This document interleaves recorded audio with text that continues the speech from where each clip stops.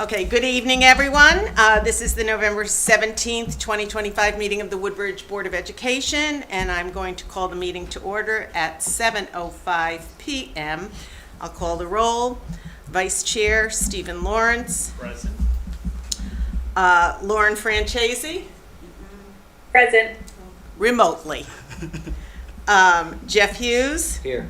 Mike Strambler. Here. Aaron Williamson. Here. Currently, our secretary, Sarah Beth Delpreet, is not at the table. Jay Daya also not at the table. Brooke Hopkins not at the table. I am the chair, Lynn Piasek.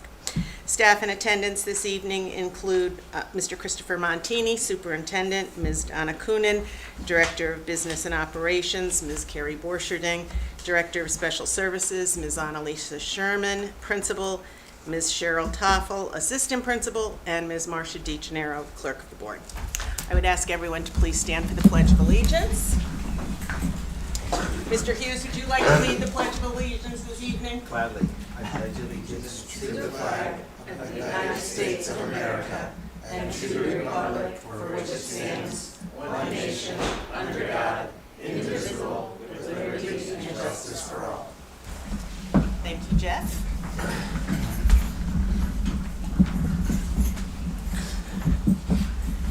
Okay, next on the agenda is correspondence. I do not believe that the board has received any correspondence prior to 4 p.m. Today, so there is nothing posted online or in board book. Public comment this evening? Is there public comment?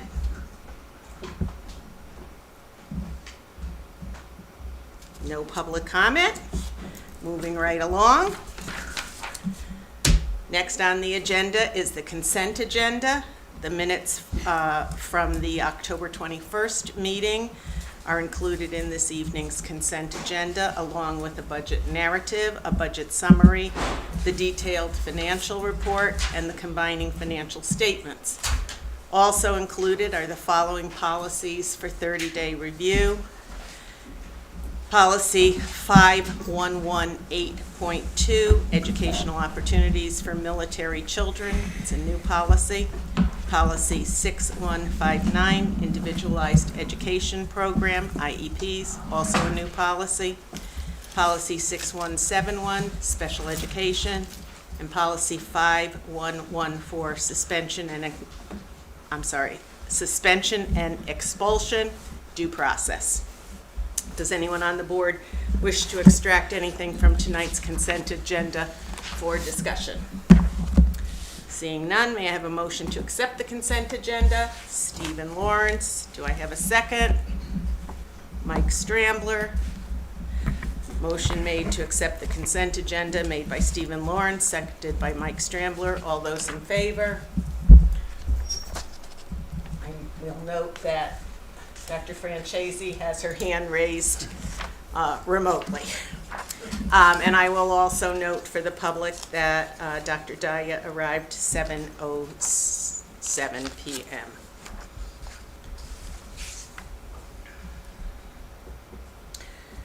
We're moving on to item 4A, Superintendent's Report. That would be you, Mr. Montini.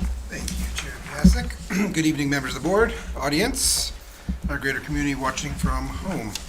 I'd like to begin this evening with congratulations. Congratulations to Dr. Mike Strambler, to Sarah Beth Delpreet on their re-election to the Woodbridge Board of Education. I'd also like to congratulate Dr. Lauren Francesi on her election to the Board of Selectmen. I'll save my well wishes for Dr. Jay Dye at our December meeting. As you know, we'll have 3 new board members joining us in January.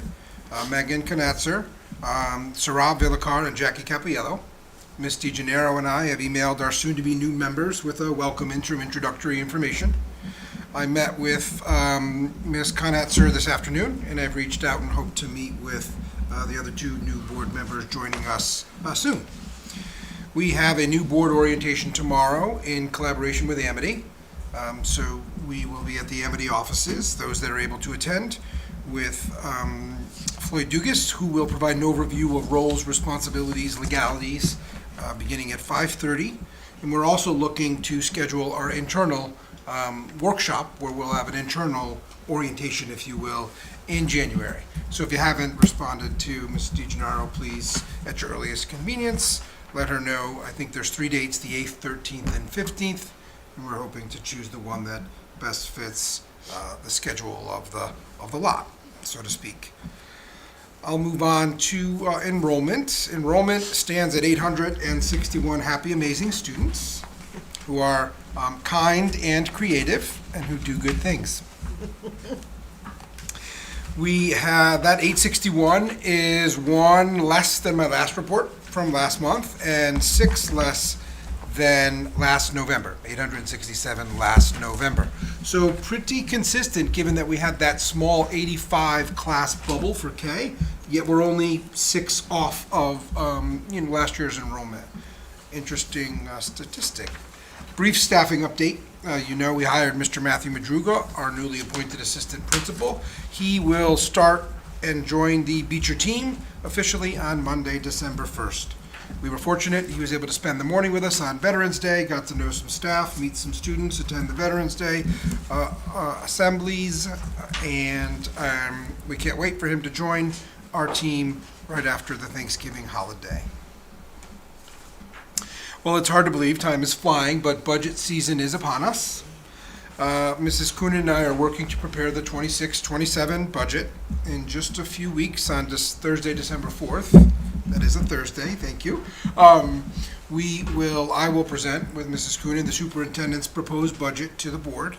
In advance of that meeting tonight, we'll share a few of the primary drivers with you that are impacting the budget development. And that's contractual salaries, health benefits, and transportation. And when I say health benefits, I'm really speaking about health insurance. But I do want to note later on that we are not making a budget presentation tonight. We're simply sharing where we are in the process and sharing information related to our contracts and forecasted insurance costs. We'll also share with you tonight, later on in the agenda, a first read of the capital plan. We will vote like we in December along with the regular budget. And you'll notice that the capital plan looks a little different this year. We've reorganized and pushed some projects off while we work with the community to determine next steps in regards to the building plan. It doesn't mean that the building needs are not lacking or something miraculously has changed within a year. It really just means that we're holding off on the projects that don't require immediate action until we understand the direction that we're going in. Because either we're pursuing a building project or we are revising the capital plan to be a much more significant plan with significant improvement and upgrades. So that is the budget and capital plan, which we'll hear about in just a little bit. And now to the school calendar, which I know is small. It's in your packet, but it's up on the screen. As is the practice, I present to you the proposed school calendar for the 26-27 school year. Much like our policies, it is presented to you as a first read today, or a 30-day review, if you will, and we'll vote on that in December. So a lot of voting in December, budgets, capital plan, and calendar. The calendar is essentially a rollover calendar of this year. It includes the same holidays as this year. Rosh Hashanah, Diwali, and Lunar New Year all take place on a weekend. We will again have no school for students on Eid this year, with faculty and staff having a professional learning day. Now, at first glance, you'll notice we start a little late and we get out late, and that's because this year Labor Day fell on September 1st, essentially the earliest it could fall, and next year it's on the 7th, the latest it could fall. So the start and the end are a few days later as compared to this year. This year we started on the 25th as opposed to next year on the 31st, I believe. The calendar is aligned with all of the BOA districts. We were actually, in their words, more aligned at the start of the process than ever before.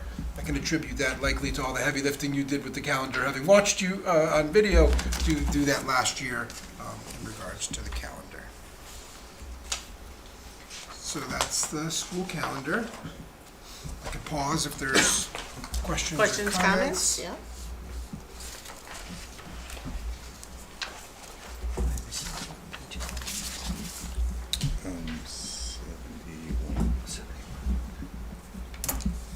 Are you good, Jay, Mike?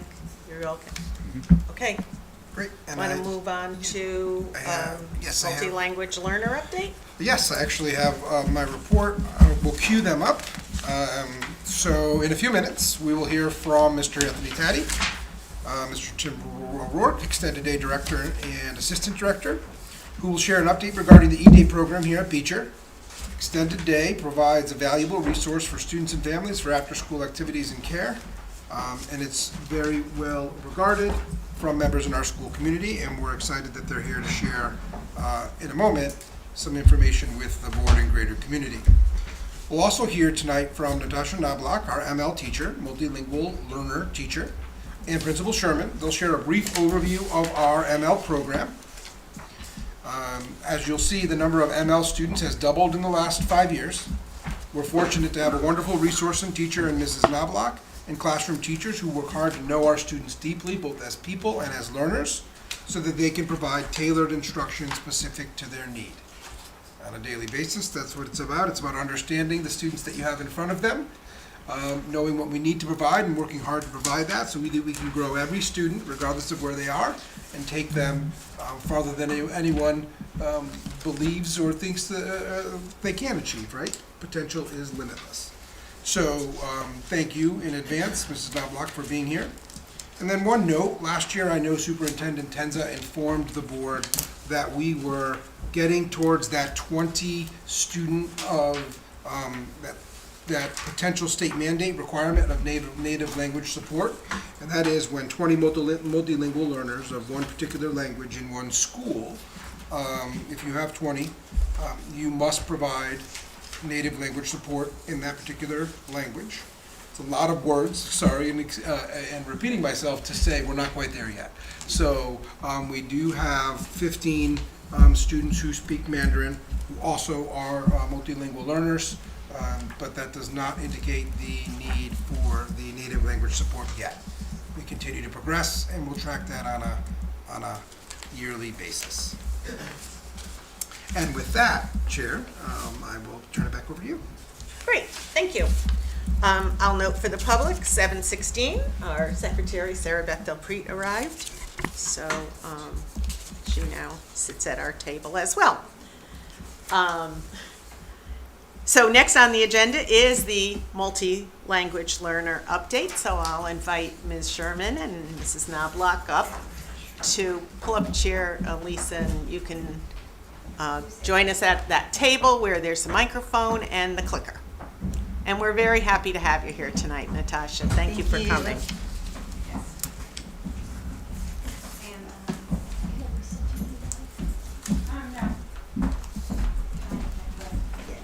Yes. Is that the clicker right there?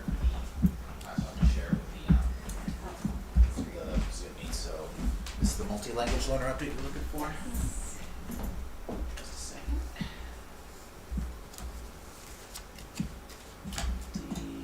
Language. Here it is. Sorry, it was hiding.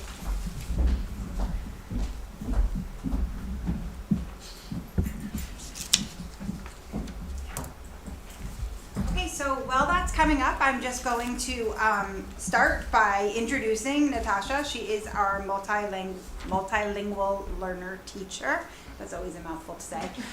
We are very grateful to have her here as a full-time staff member on our staff, and also she was very excited to come and share information with all of you tonight. So I'm actually going to stop talking and let her do all the talking, because this is her life every day, and she works so hard to support our students in so many ways and our staff in so many ways. So I'm going to turn it over to her and let her do all the talking. Thank you so much.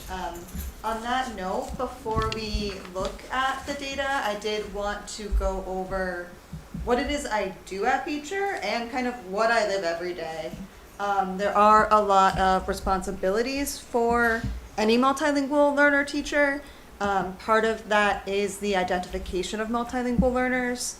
From the start of the year, we have 14 days to get students who are newly enrolled, kind of catch those, I guess, and get them serviced if they need them. Part of that involves placement testing, following up with parents, and then just continued contact with the parents throughout the year, letting them know how their child is doing, and especially during placement testing, how their child did during the placement testing. Another part of the role is a parent advocate. Speaking of that kind of keeping in contact, once a student is placed, parents get sent home what the program is and their rights as a parent. Connecticut also started a new Connecticut Bill of Rights for multilingual learner families. That is sent home every year. That informs parents of their rights, and part of my job is making sure those are implemented in the building. Schedule creation and the pull out and push in groups is another part of my job, the main part of my job. So I'm pulling students out of the classroom, working on their English, connecting that to what's happening in the classroom, as well as when I'm able to, pushing into the classroom to provide that support. We don't have, unfortunately, as many newcomer students this year, but another part of my job is supporting those newcomers when we have them. That includes like translated materials being sent home, providing translation for parent-teacher conferences, and giving updates about how their children are doing in their English acquisition. Another huge thing is the October PSIS poll, just to make sure, again, all the students that are that require service are being serviced. PSIS does a poll of all the students that have been identified as MLs. And this does take up 2 slides.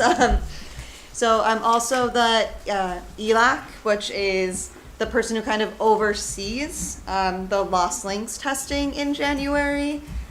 So I create the testing schedules.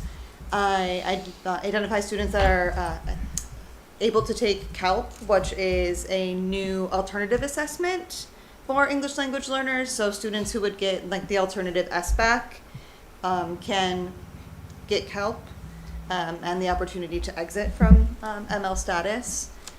Another part of that is just administering the lost links. A lot of the teachers know that just for the month of January, I'm just not available really. I'm testing all the students. Another big part are parent-teacher conferences and PPT meetings. For parent-teacher conferences, I attend the ones that I'm able to in the time that I have, and I am required to attend all PPT meetings and be kind of a voice for multilingual learners and English acquisition during those PPT meetings. Another huge part of my job is collaborating with classroom teachers to make content accessible for multilingual learners, including the scaffolding and modifying, things like that. And another big part is the June PSIS poll. And I just think this provides important context for the data when we're looking at it, just all the responsibilities involved in being a multilingual learner teacher. I'm sure there are some I'm missing here. The DOJ has recommended service hours for multilingual learners, and I just wanted us to take a look at that for a second. For example, our newcomers and level 1 students, it's pretty much daily for 30 to 40 minutes, and for newcomers it's an hour. So here are the languages spoken by MLs at Beecher Road School. We do have like 14, 15 Mandarin speakers, which is about there. We're not there quite yet, but it is about there for the heritage language maintenance requirement. We have a lot of Spanish speakers as well. A lot of Turkish speakers are our biggest population at Beecher. But it is a pretty diverse school in terms of languages. That's part of what I really love about the building. This does not even include the students who don't receive service. So I know we have some Icelandic speakers in the building. We have many more Mandarin speakers in the building. And I really love that about our school. As we mentioned before, we have really drastically gone up in our number of multilingual learners throughout the years. I did make a note that this doesn't include the students that are required to be monitored for 2 years after exiting. Once a student exits the program, I am required to keep an eye on them and just see how they're doing for at least 2 years. last year, fortunately, I was able to exit, and they did it themselves as well, exit 10 students. So those 10 students don't just go away, but they're not reflected in this data for 25-26. Do you need to assess them over that 2-year period? No. Okay. I am sending out just a monitoring form to see how they're doing, and I will do quick check-ins with teachers. And it doesn't mean that they don't still require some kind of support or some kind of modifications, adjustments maybe to help them once they exit. Great, thanks. This is our lost proficiency levels. So we do have a lot of level 1 multilingual learners this year. The dark blue is current. The light blue is from last year, just to see how things have changed. We also have a lot of level 4s compared to last year. These are students who are about ready to exit and maybe missed the exit criteria by just like a little bit. So the idea there is to kind of help push them to that monitoring year 1 and exit them out of the program. This is our MLs by grade level. I also included the monitored students, and I really wanted to make it known as well that we have a lot of duly identified students at Beecher, which means that they receive multilingual services, but also receive resource or special education services as well. Why this affects Beecher and why I included it is that it does go along with scheduling. Sometimes that can impact scheduling in terms of their service hours that they are required and when I'm able to pull them. And then this is just our student growth by year for the lost links. But really it's a growing population at Beecher.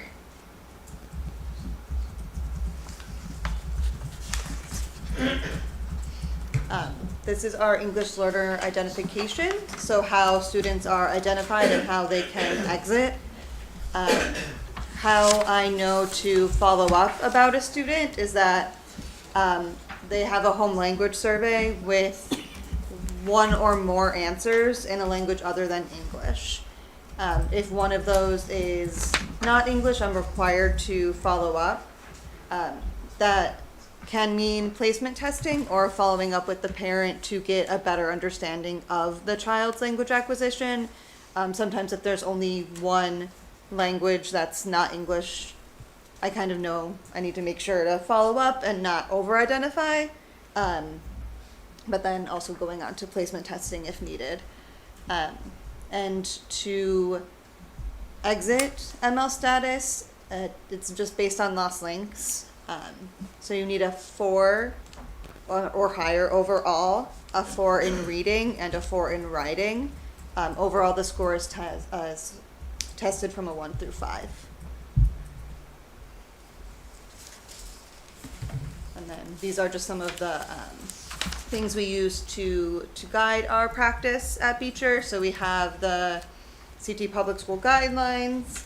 We have the CALP standards, which are standards that are used to teach multilingual learners, like a language arts standard or social studies standard. And then in our school, we also use something called Lexia English for our students who are kind of new to acquiring English. That works like Lexia, but gives them more of that language acquisition piece. Great. Really interesting, the number of languages that are spoken in our school and the work that you do with them. So thank you for that. Board members, question. Jay? Could you talk a little more about the exit strategy? How long do students typically stay with you, and are there certain students who stay longer, and if we can do anything to support them to transition? Yeah, so typically students will achieve proficiency around 5 to 7 years. There are outliers. I've had students exit within 2. I've had students that do, unfortunately, I call it kind of the loss loop, which is maybe it's just something about the writing that gets them, or there's just something where they miss it consistently by like 1 point. And I've seen that. I've worked in a couple of different districts, and I've seen that at each district I've worked at. It's just an unfortunate part of the Lost Links test. What you can do is focus those skills, like it's often the writing. Focus the writing skills and try to help move them along. But typically 5 to 7 years, yes. Typically 5 to 7 years is when our kiddos are exiting. Some will exit before the 5 to 7 year time span. Especially, it might also depend on their proficiency level at which point they came in. If they're already coming in at a 2 or a 3, then they would most likely obviously exit quicker.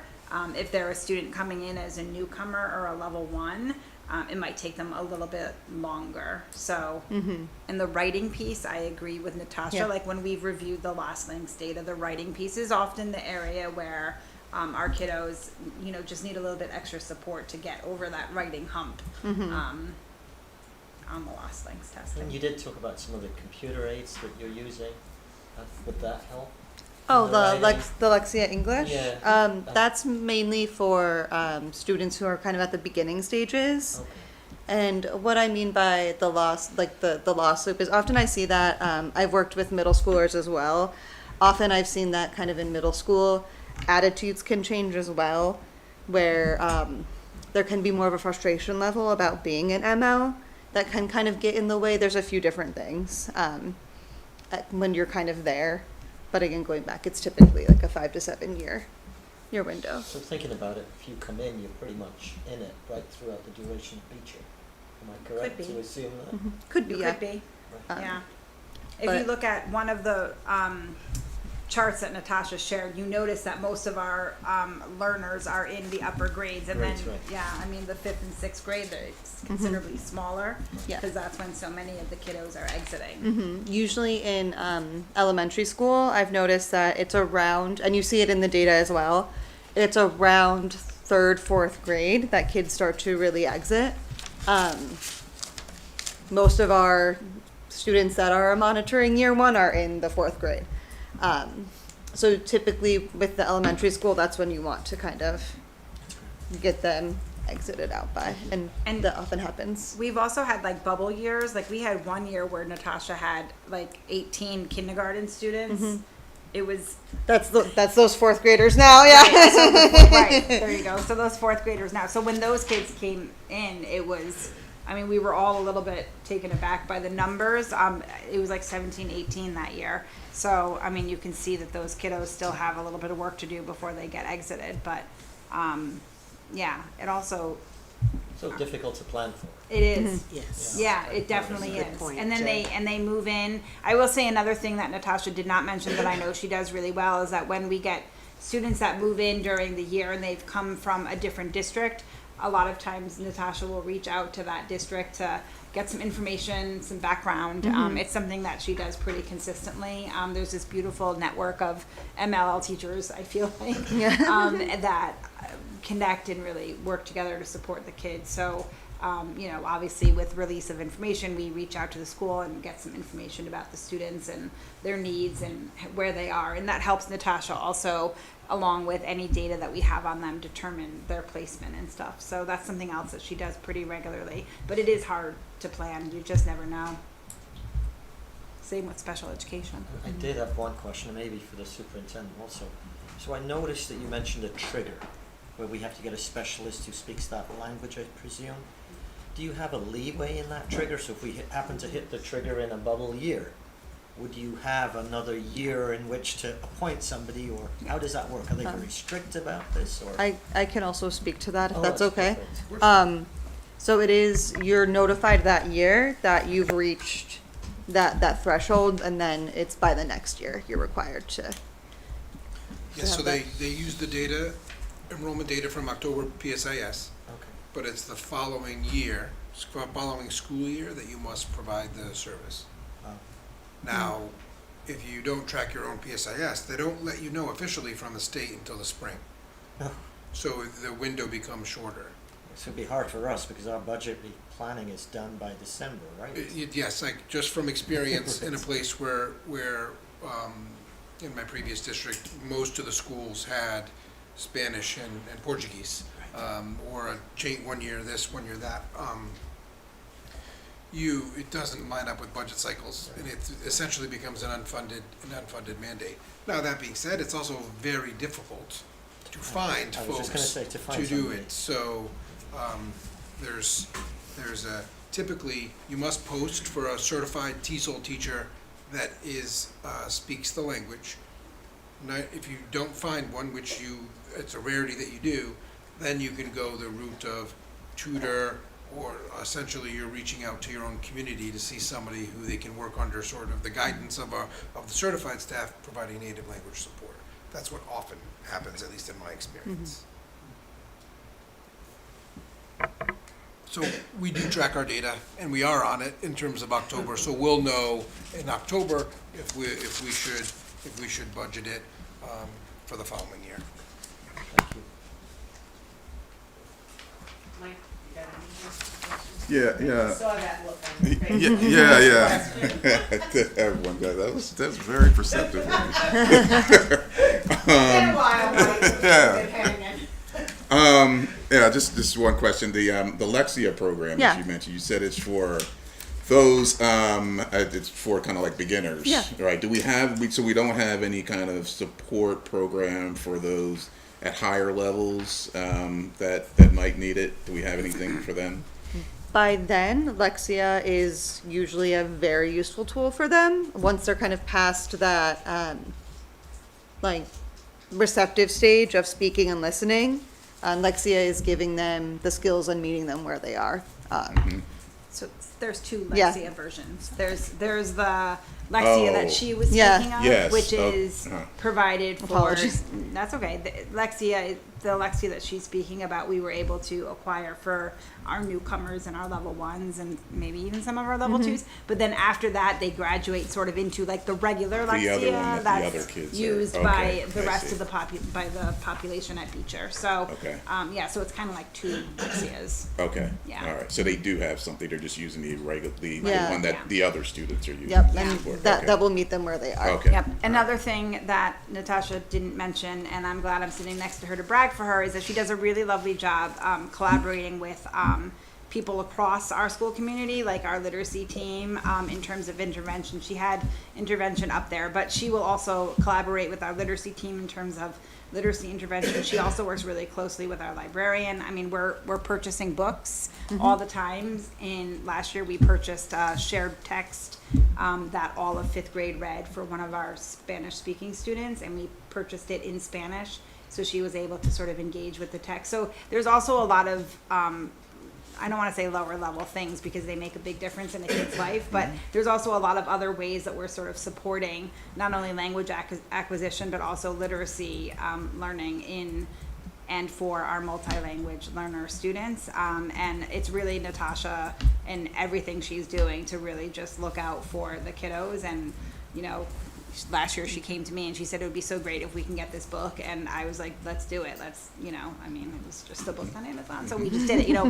But then that prompted her and Larissa to work together to say, wait a minute, let's do kind of like a big overhaul of what are some of the texts that we know that our kids are going to be reading, where can we find money to find these books and buy these books for these kids. And they started sort of building that collection, which I think is just really powerful and beautiful and Yeah, wonderful. it lives in my classroom, and the students get really excited when Yeah. they see the books in Nice. Yeah. the language. So there's that happening too. It's not Lexia, but it's, you know, another Yeah. way that we're sort of supporting and encouraging. Good. Thanks. I'm really glad I'm sitting next to you. Thank you. So Natalia, yeah, so my question is, so I was counting up the numbers in the pie charts. I got 53 learners. You're not doing this all by yourself, are you? And I think it's higher than that. Yeah, It's higher it's than higher that. than that. Yeah. It's definitely higher than that, but yes, she is. Okay, because I mean, I'm looking at, So I'm looking at the 57. schedule Yeah, for learners, maybe we and need to it's update like, that. you know, you've got daily for newcomers, daily for transitional bilingual, and 4 to 5 and 3 to 5 and 2 to 5, which could be daily for kind of all the other categories. I mean, how is it juggling all of that and across different, ages and, what does that look like? I'm just kind of curious. Plus you're doing assessments If you see her in and school, she's running around. I know, clearly. She is actually. That's Yeah. Very true, right? Yeah. I will admit it is, I don't want to say triage, but the students that I see the most are level ones still. I'll be honest, I don't think we are meeting those guidelines. They're recommendations, not regulations. I'm doing the best I can with that, but I do have a busy schedule. And there are parts of my job that I don't get to as much. Like that collaboration with teachers happens. It just doesn't happen maybe in a structured a way. It's more in the hallway. It's more here. I found this. You can use it. So my day is a lot of pulling the students that need that support or pushing in when I can, and then again just if I see something or have a recommendation or a teacher needs help, just here in the hallway kind of thing. We also at our recent professional learning day, we actually had Carrie helped arrange, Carrie Borcherding helped arrange two speakers come in and talk to our staff about supporting MLL students. It was really, really wonderful learning. They had come last year to do like a case study with one particular student, and it was so powerful that we invited them back again this year. So I'm saying that because Natasha can't do everything and be everywhere, and so part of our work as a leadership team in support with Natasha is to make sure that we're getting all of our teachers some ongoing training and learning around how do we support and instruct all of our students, but especially our students that are coming to us with MLL services. Because if Natasha is working with a newcomer for an hour a day, which is impossible with the numbers that she has, they're still in the classroom for 6 hours a day. So that classroom teacher is learning new ways to support and teach our newcomer students who come in speaking very little English. The other thing I was going to mention too is that sometimes kids when they first come, like we've had kindergarteners who we have had kids who their parents are like in China on Monday and at Beecher on Wednesday. Like that's how quickly sometimes the turnaround is for some of these kiddos. So you can imagine that shock of just everything about where they were and where they are. And so a lot of times Natasha has had to, triage is kind of a good word, where she kind of has to drop everything and be like, I need to just be with this 5-year-old for a little while because they are acclimating to a brand new country, culture, school, everything, and it's Beecher, which is already gigantic. So, it happens that other students will, get some missed services because she's supporting one who is really, really, really, really, really struggling. It doesn't happen all the time or very often, but it definitely happens. But she is doing it by herself, and she does run a lot around the building. You have a classroom, right? Sort of. Yeah. She has a space. She has a space. Are you still in the old storytelling Yes. room? Yep. So the storytelling room of the Library. library Oh. used to be the storytelling room. That's now her classroom. Okay. Yes. Yeah. Doesn't have windows. Well, because how many students would you have at a time? Did it say it? Did I miss that? About it ranges from like 2 to 5. Okay. Sometimes I've had groups larger than that. Yeah. Sometimes they do need to be like 6, 7. I was able to arrange it this year where the highest I have is 5. And being in the library is nice because sometimes she'll like have a kid go sit out at the table if they have to, or so she is right in the library. That is a nice piece, I think, Yeah, no, it is. We've used the tables right outside the if needed. yeah. Erin, anything? That's great, Jay? thank you. Lauren, do you have any questions or comments? No questions. Thank you so much. That was a wonderful presentation. Okay. Thank Natasha, you. thank you very much. Thank Lisa, you. thank you. Thank you. We appreciate your hard work.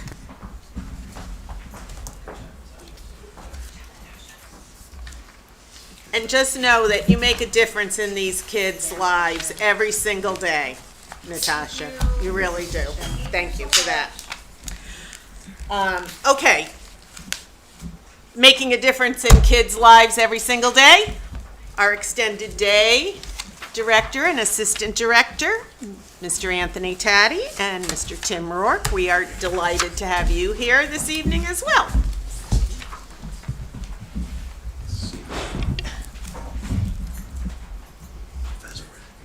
Is there a picture up there? That's not it. Just Oh, okay, sorry. Hope you paid attention to It's a whole new program. Yes. I thought we were loaded afterwards. My bad.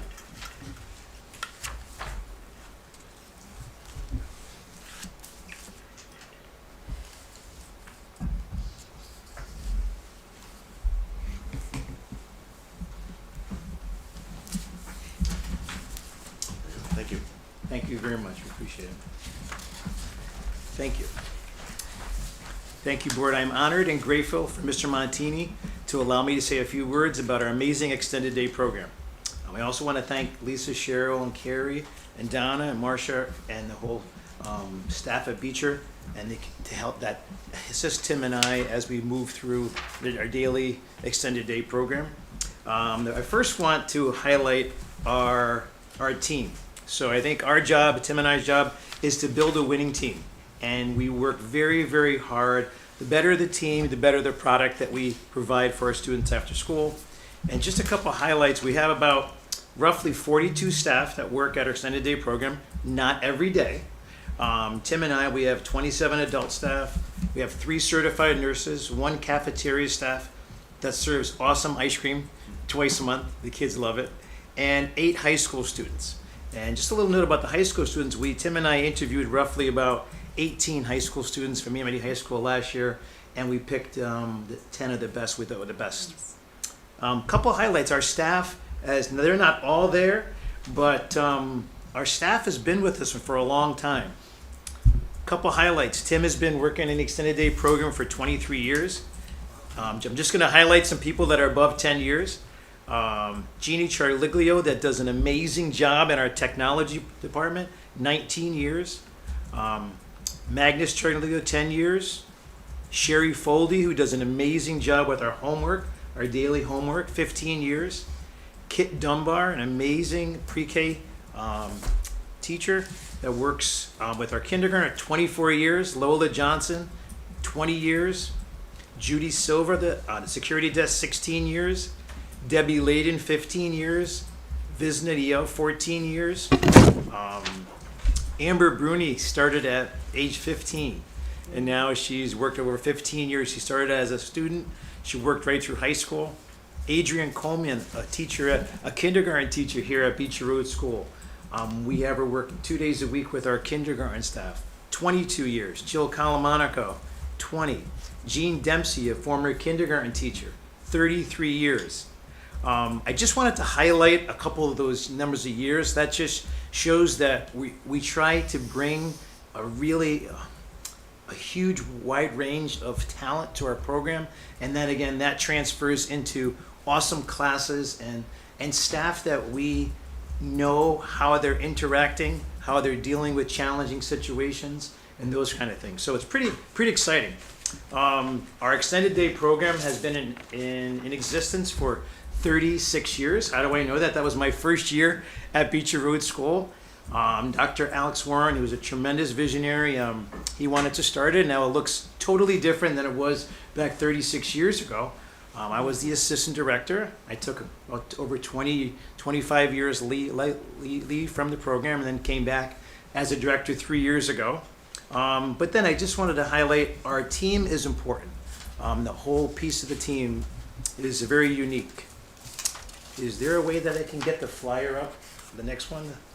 Oh, there it is. Good. So I believe the board has our extended day flyer, which we create. All that information is on our district website for parents to see. Some of the offerings, all of the costs associated with registering their children for a certain number of days. This year, we did go up on the rates, our extended day rates. They have not been adjusted, I would say, in well over 10 years. And it was time to raise it to meet our expenses and operating needs and those kind of things. And to still be mindful of parents that are working that can afford. One of the items is communication. So communication among our team on our daily basis is huge. So when I first came on, of course, I could not thank the person sitting to my left. I think he drafted like a 20-page document to help me understand everything about the job. I don't know if I'm doing all of that, Tim, but I'm trying to hit all of them. It's a living But- document. yeah. Page written. But communication is huge. So we had, I think everyone realizes in our school we use walkie-talkies and radios to interact. Well, we had about 6 walkie-talkies and half of them didn't work. So 3 years ago we invested our extended day funds into 18 brand new radios with beautiful chargers, and it's been night and day. Night and day. We charge them every single night, but we communicate. The security desk communicates with indoor-outdoor games. We call down to the recreation department. So it's just been something that we reinvest in some of our funds to make sure communication, number one, is working, and we communicate with each other. We also have a dedicated cell phone line. Why is that important? So at about after school ends at 3:30, 4 o'clock, the office does not answer any phone calls. So at that point, we kind of played with the idea of do we answer the phone calls, or do we not answer phone calls, and who's taking the messages, who's giving. So basically what we do is we bring our cell phone up to the front desk, security desk. If someone needs to get a hold of us, they contact us on that cell phone up until 6 o'clock. And then parents also routinely use it to text Tim or I with information about their children, those kind of things. Monthly posting the classes. Tim does a phenomenal job of posting all of our classes about the 2nd to 3rd week of the month. I email all the parents, let them know classes are up, time to sign up. It's important because our technology classes are so sought after by parents. They fill up. So I think one time we forgot to put a cap on it, and it was like, Jeannie says 33 kids in one of our classes. So we put a cap on it, but we post the classes, and then one of my roles and responsibilities and our staff is to then help parents and help educate parents how to properly sign up and register their son or daughter for the program. Because in our pro class system that our school uses to sign up for summer enrichment, but also for field trips, you can go in and register for classes, but you may not pay. So our job is to gently send an email. Oops, we forgot you signed up for the classes. Thank you very much. Let's not forget to pay for the classes and those kind of things. And I don't think people do it on a level to kind of get something for free. Right? Sometimes at the beginning of the school year, we just have to educate them. There's 2 parts. There's the process, how many days a week your son or daughter would like to attend, and then there's also picking the classes.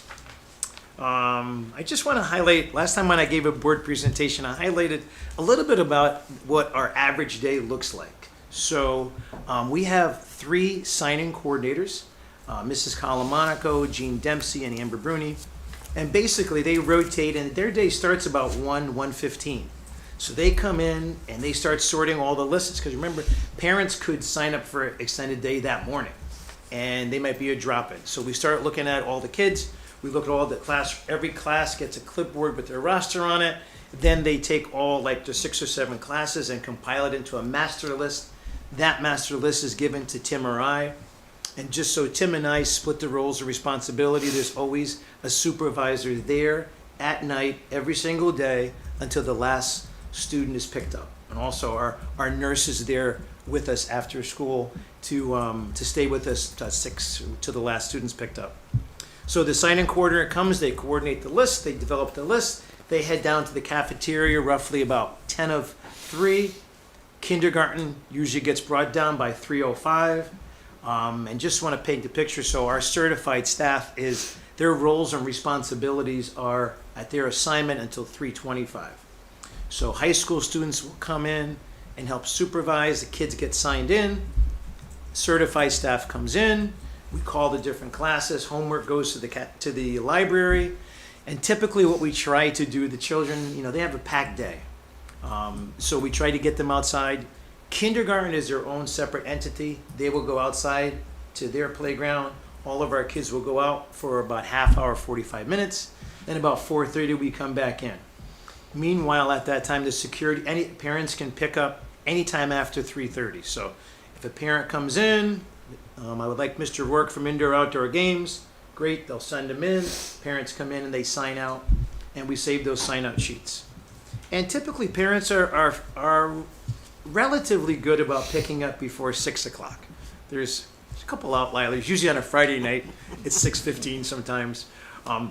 At most of the staff last staff that's left for pickup is either Tim or I, maybe one other staff member, and the nurse. Usually the other staff there at 2 times leave at 5:45. We always, I know the nurses are highest expense item at a higher hourly rate, but we have 3 phenomenal nurses. They're there to help track whatever situation we have with the kids and help out. But we specifically keep the nurse on just in case if there's a medical emergency.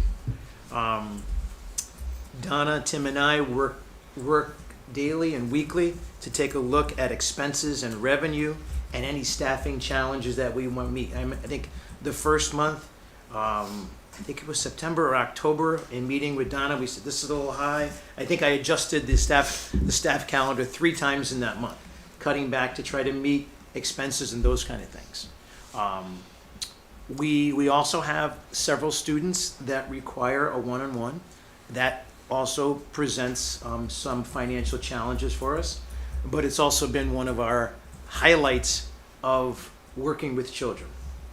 Some of the parents that are just so ecstatic and blessed to have their child come to extended day. So we're balancing the challenges with the revenue versus meeting those children needs. Every year we do our best to coordinate a joint fire drill between the extended day and the Woodbridge Recreation Department. One other point about the walkie-talkies. So when we bought our new walkie-talkies, we gave extended day the Recreation Department 4 or 5 of our walkie-talkies.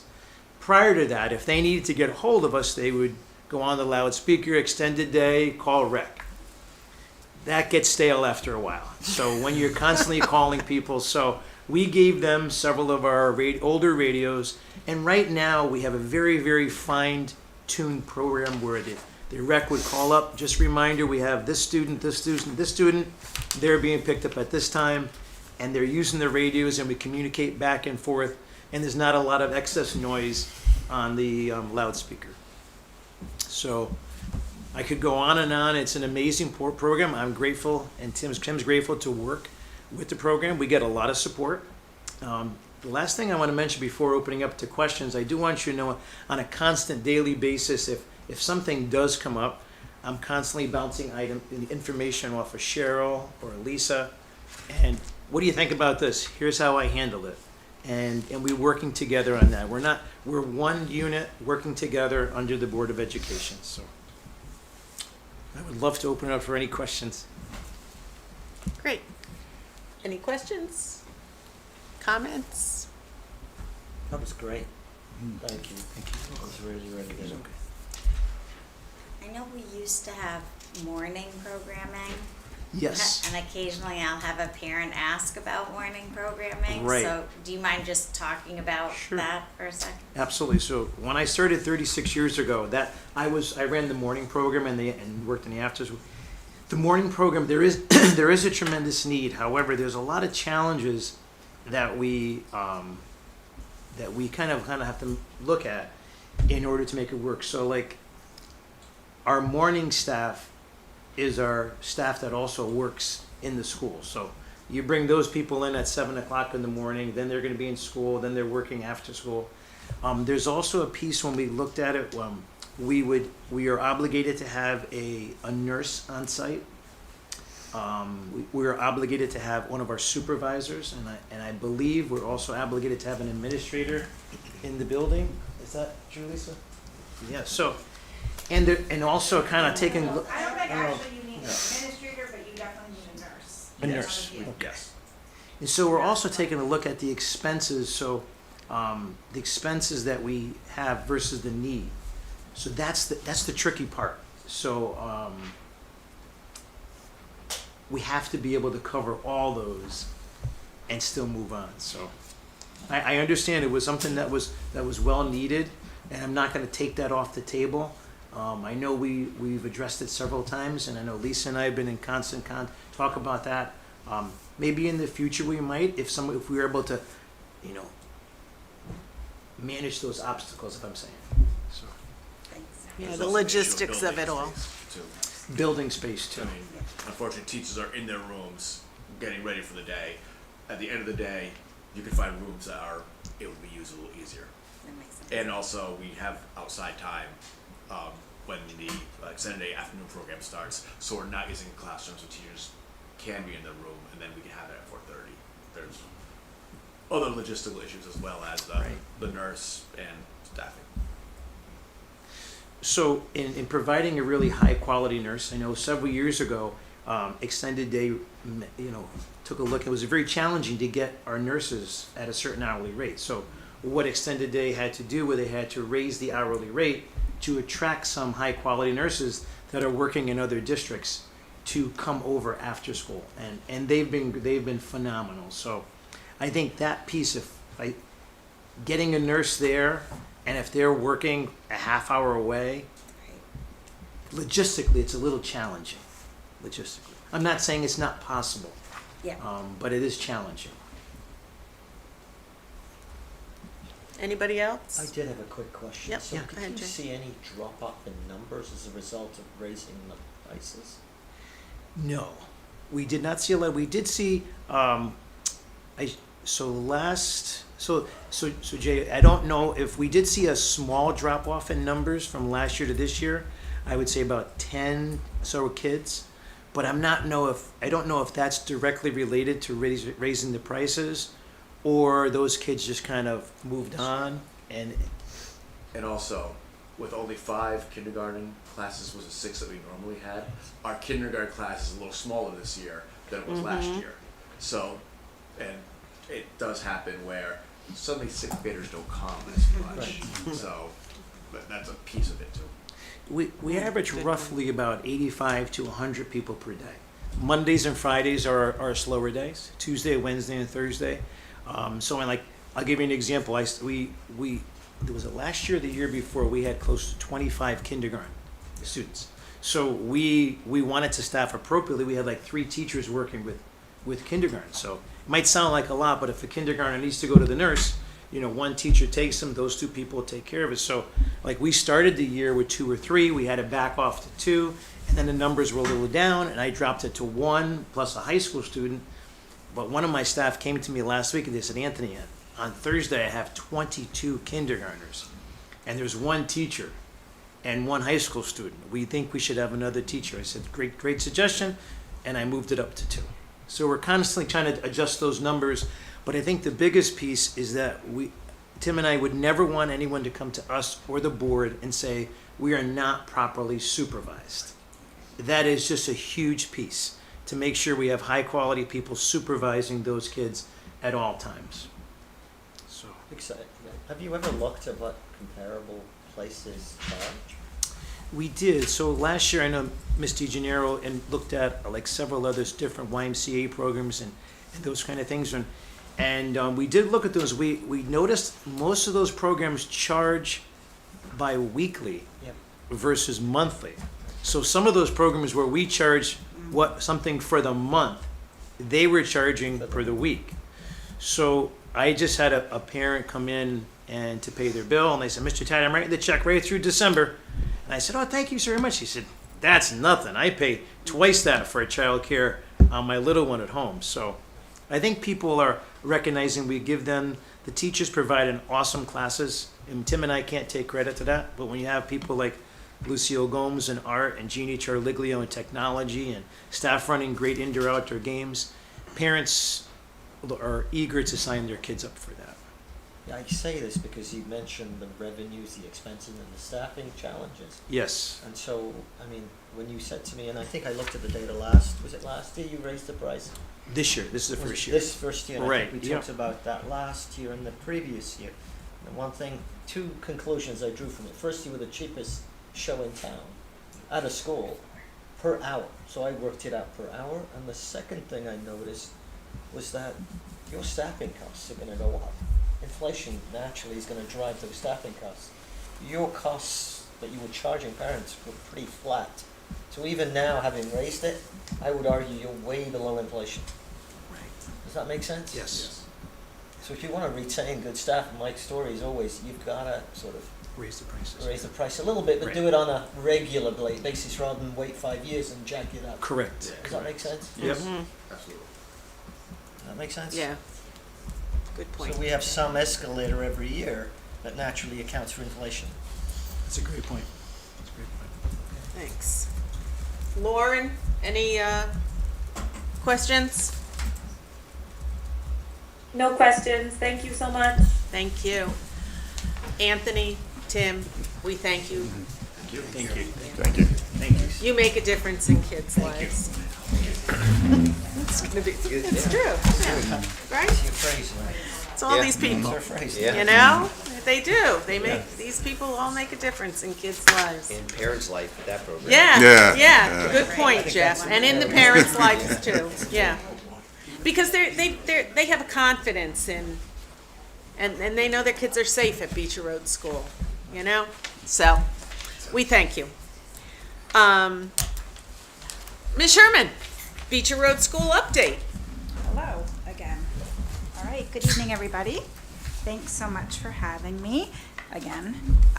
So I just have a few quick things to share with you. First of all, we celebrated Veterans Day as we do every year at Beecher Road School with some whole school assemblies. We divided into two groups this time, two assemblies, to make sure that we fit all of our students safely in our space. Many thanks to Woodbridge Police Officer Pat Meehan, who joined us once again, and he spoke to all of our students along with Officer Lynch and shared some of their experiences in the military. And another really great big thank you to our students. We had student council members who led us in the pledge, sixth graders who shared some information around Veterans Day, and a very brave soloist who played taps for us at both of our assemblies. And our students also once again created over 100 cards, way more than that. I haven't finished counting actually, that are going to be sent to Operation Gratitude, which is an organization that sends care packages to the military and first responders and also veterans. So those care packages will now include cards from some Beecher Road School students again. Our PTO hosted a book fair last week. This is always a really fun event at Beecher. My favorite part is when the kids are walking down the hall and the teacher can't even get them to walk in a straight line because so many of them have their heads in a book.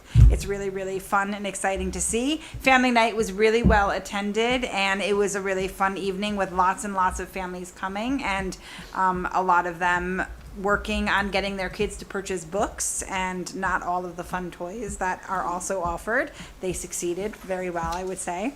The PTO did a really great job. So many thanks to them for once again organizing this book fair, and to Mr. Taddy, who once again gave up his gym space to the PTO in order to have a space for the book fair. In the vein of literacy, our literary board is up and running.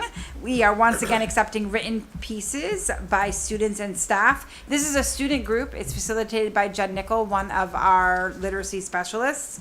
And what they do is they collect student submissions, and the students actually review and suggest edits or suggestions, any kind of suggestions, content or edits, to the students who submit them. And then those students get to go back and revise their piece and resubmit. And once it is selected, it is displayed on a bulletin board. And then at the end of the year, collected and bound into a beautiful anthology. So we have this Miss Nickel has been running this for a couple of years now, and she said that within the first, week or two of opening up the literary board, they had already 30 submissions, which is record-breaking for them, and they're really quite excited about it. I mentioned this briefly earlier, but our election day found our staff engaging in a full day of professional learning. Many of our staff were able to travel off-site. They attended workshops. So our music teachers, for example, our PE and health department, our library tech teachers, they were all off-site. Our library tech teachers were actually at Amity to learn about AI in education. And then we also had some of our other specialists partnering with colleagues from Bethany. So there was some really nice curriculum alignment across Bethany and Woodbridge. Our world language teachers and our art teachers had the opportunity to do that. And the rest of our staff got to engage in professional learning with Eric Cologne and Mike Regan. They came to speak to us and teach us about MLL learners. It was a really informative learning experience for everybody, and many thanks to Carrie Borcherding for help to arrange that. And then our other two more pieces of information. Our after-school friendship group began last week. This has been running now for a couple of years. It is for students in grades 3 through 5 and has a focus on relationships and skill building and social skills. The first evening included the parents, so they can be involved on the first kickoff day, and it also included really delicious ice cream treats that many students were enjoying. And then I have to also finally mention our whole school walk. We had a super fun whole school walk on Halloween Day. It is a new beloved tradition at Beecher Road School, and I'm saying it's beloved, maybe because I'm the one who started it, but I think it's pretty awesome. Our youngest learners gather down south. They stand on the island, and all of our other students get to walk around and see their adorable costumes, and they get to give high fives and waves, and it's really just a joyful day. And I even got Mr. Montini to wear a super fun tie. We're working on a costume for next year. Trying. I'm going to keep mentioning it. Maybe it'll happen. And then all of you got special pocket kindness cards because last week was World Kindness Day. Our kiddos actually did a bunch of different acts of kindness. Some of our 5th grade students actually hung up posters with Post-it notes covering them so that people could take like a positive note. This pocket kindness card is an ongoing station in our library, and we're actually going to see if we can give these to Starbucks so that people at Starbucks can grab one. And everybody likes a cup of coffee, everybody likes a positive message, so we're going to see if we can partner with Starbucks to share our little pocket kindness cards. But World Kindness Day was a lovely day with lots of kindness happening all over the place. It was pretty fun. Any questions? Questions, anyone? I was just saying, I think maybe you could partner with like Coachman Square, one of the senior places where maybe it would be a little, more, they might need it more. Yeah, that's a lovely idea too. I mean, honestly, there is such a big stack that are made. We could probably give some to Coachman's and some to Starbucks. So yeah, I like that idea though. That's a very nice idea. Thank you. I like that. Yeah, definitely. We can do different places, honestly. They've made a lot of these. Really. I selected some of my favorites to share with all of you. Yes. You're welcome. Thanks, Lisa. We appreciate it. Facilities, Mr. Hughes. Yes, thank you. The committee met on November 6th. There was a variety of Fix-It tickets closed, I think 105, which was awesome. Vito's team does an excellent job. I kind of like to highlight a few issues that came up, especially just to show that aging infrastructures go nicely with our capital improvement plan. One of the issues was there was a visible haze in the air. Out of abundance of caution, the fire department was called in. Come to find out, it was an aging exhaust motor, so that was quickly replaced. But just to highlight some of the needs of our aging infrastructure. Also, we had a leak in the hot water loop, ended up being a bad joint. Luckily, it was only like a day to repair, but we could have lost hot water to the school, which would have also taken away from instruction time. So again, just some of the aging infrastructure pieces that come up. We always keep an eye on the roof because, as you know, we only had a quarter of the roof replaced. So the other 3 quarters we keep an eye on. That will need to be in conversation soon. And also just to note the exterior envelope issues that always creep up, from the aging masonry to the painting. I know there was an awesome renovation done, I think 2014, but it focused on the north envelope and also the HVAC system. So it wasn't comprehensive at all. So just like to highlight some of the aging infrastructure that we are dealing with from the facilities committee. We also went over the capital improvement plan, which I would actually kick to Superintendent Martini in my absence, but essentially just reshuffling the deck to put our priorities of what could possibly happen in the future. Did you want to add anything, Jay? You were at that meeting as well? No, I think Yeah. the aging infrastructure is probably the key word or phrase there. Yeah. Yeah, and the impact it has, as a committee, we talked about the impact it has on the students, the staff, even the parents at times. It's disruptions, right, so. The haze was in the 4th grade wing, right? Yes. So I can just say, like, my own child came home, did not describe it as a haze, described it as a mini fire, but I'm sure it was actually a haze, but said that for that entire day, like, a lot of the kids were talking about headaches, even though the building had been cleared and it was safe to go in, like, these are real things. These are real things, yes. Right, and then, also had, like, some reservations about, like, well, what's gonna go wrong next in the building, and Yes. is it a safe building to be in, and so, I mean, these are things that we can kind of poo-poo, but when, you're a 4th grader and that's a scary thing to go into and experience. so. Absolutely. And, just a rough guess, don't know the building well enough, but there's probably 50 of those exhaust motors there, See, for me, the biggest cost is the lost learning days. Absolutely. Right. We can't replace those, and so I think it's very important we look at the aging infrastructure and how we go about working on replacing it or upgrading it, because there's going to be significant needs going forward, significant. And I think that's the meeting identified some of the core ones, but there's many more. I think I'm going to reiterate what Jeff said about what was done in 2014. It was a very, very small part of the school that was addressed. I think I've heard people say, oh, there was a major overhaul. No, it was primarily, if I'm right, and Donna will confirm, and Chris can, and Lynn can, it was the HVAC system, right, Jeff? Mm-hmm. Yep, Primarily, HVAC that was the system. majority of the Yep. cost. There was some security upgrades, which we've done subsequent as more and more security needs were needed. We've had to do those and upgrade significant components of that. Right. But the big part, And the window walls of ABC. just one, Yep. that was That's one it. part of the building. It Right. wasn't the entire building. I just wanted to make sure we understood that. And it was the same, as Jeff pointed out, with the roof. Right. People need to understand, huge campus, part of the roof was done. Yeah, very, very. It's like in your house, if you did the garage, Right, then the next year you do, Very or good. That's an another excellent way- section of the house. Excellent way Yeah, to explain that's it. what we're It was a very doing. small component of the overall roof. Am I Yeah. right, Jeff? Yes, It correct. was a very small Yes. Yeah, component. quarter maybe, Yeah, I think it's roughly about a quarter. quarter, I think. Yep. Quarter of the square footage. Right.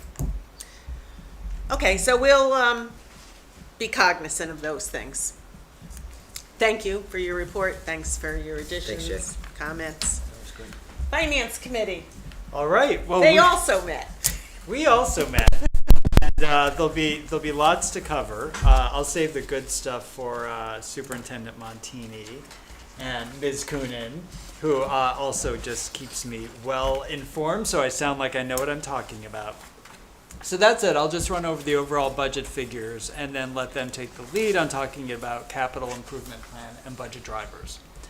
We are 4 months into the fiscal year complete. That's a third of the way, if you can believe it.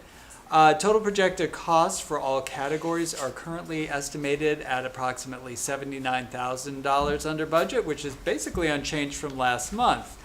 But beneath the hood, some things did change. And this, again, reflects the fact that Don and the finance team are constantly reconsidering their estimates to ideally provide us with as accurate a picture as possible of our current financial position.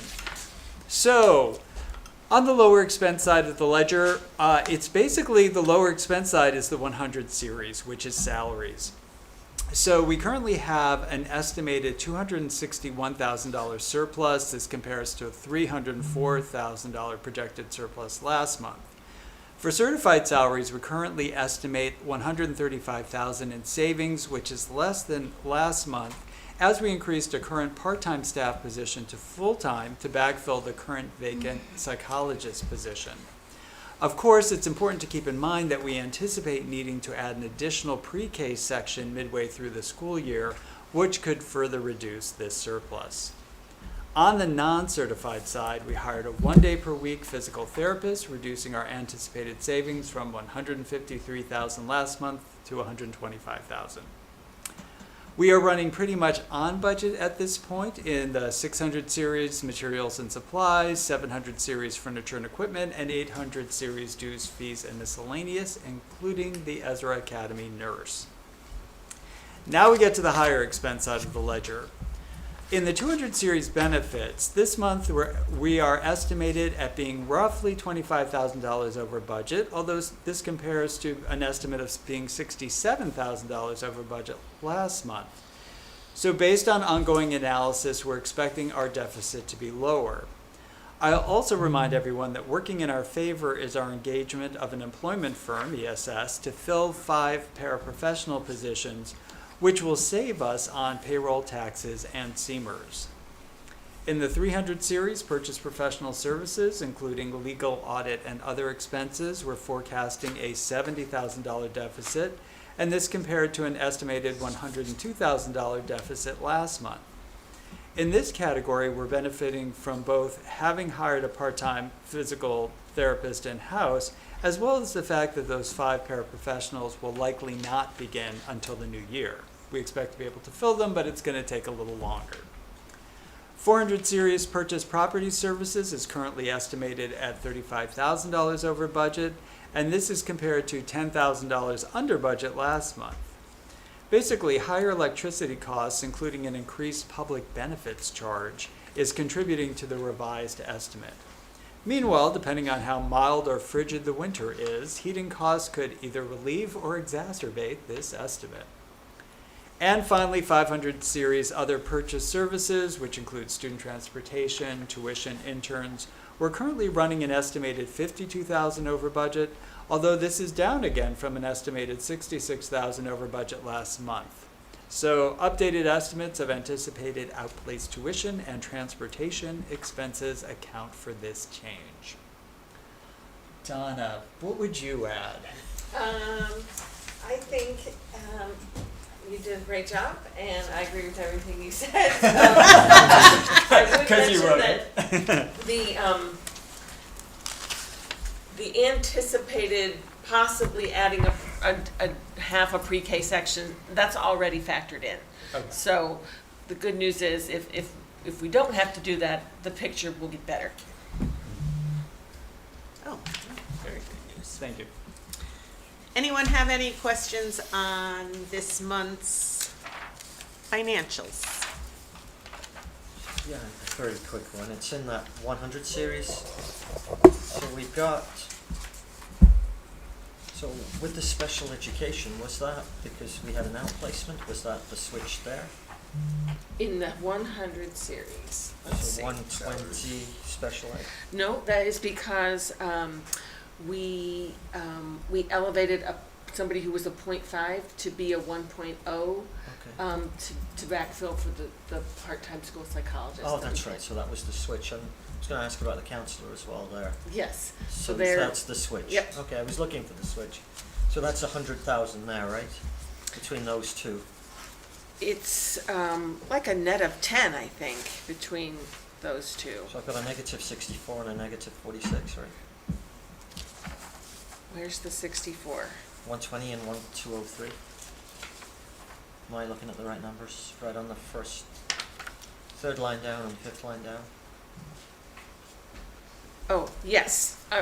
Yes, if you add those two together, correct. Yeah, you're about 110 out there. I did have a quick question on something else.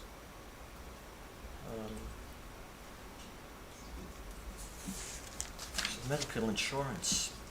I know the worst part is the way the cycle works, right? You always get informed of it after the start of the school. Am I right? After the start of the school year? If you recall, we changed the payroll calendar we needed to do for many years, and we finally kind of bit the bullet on that.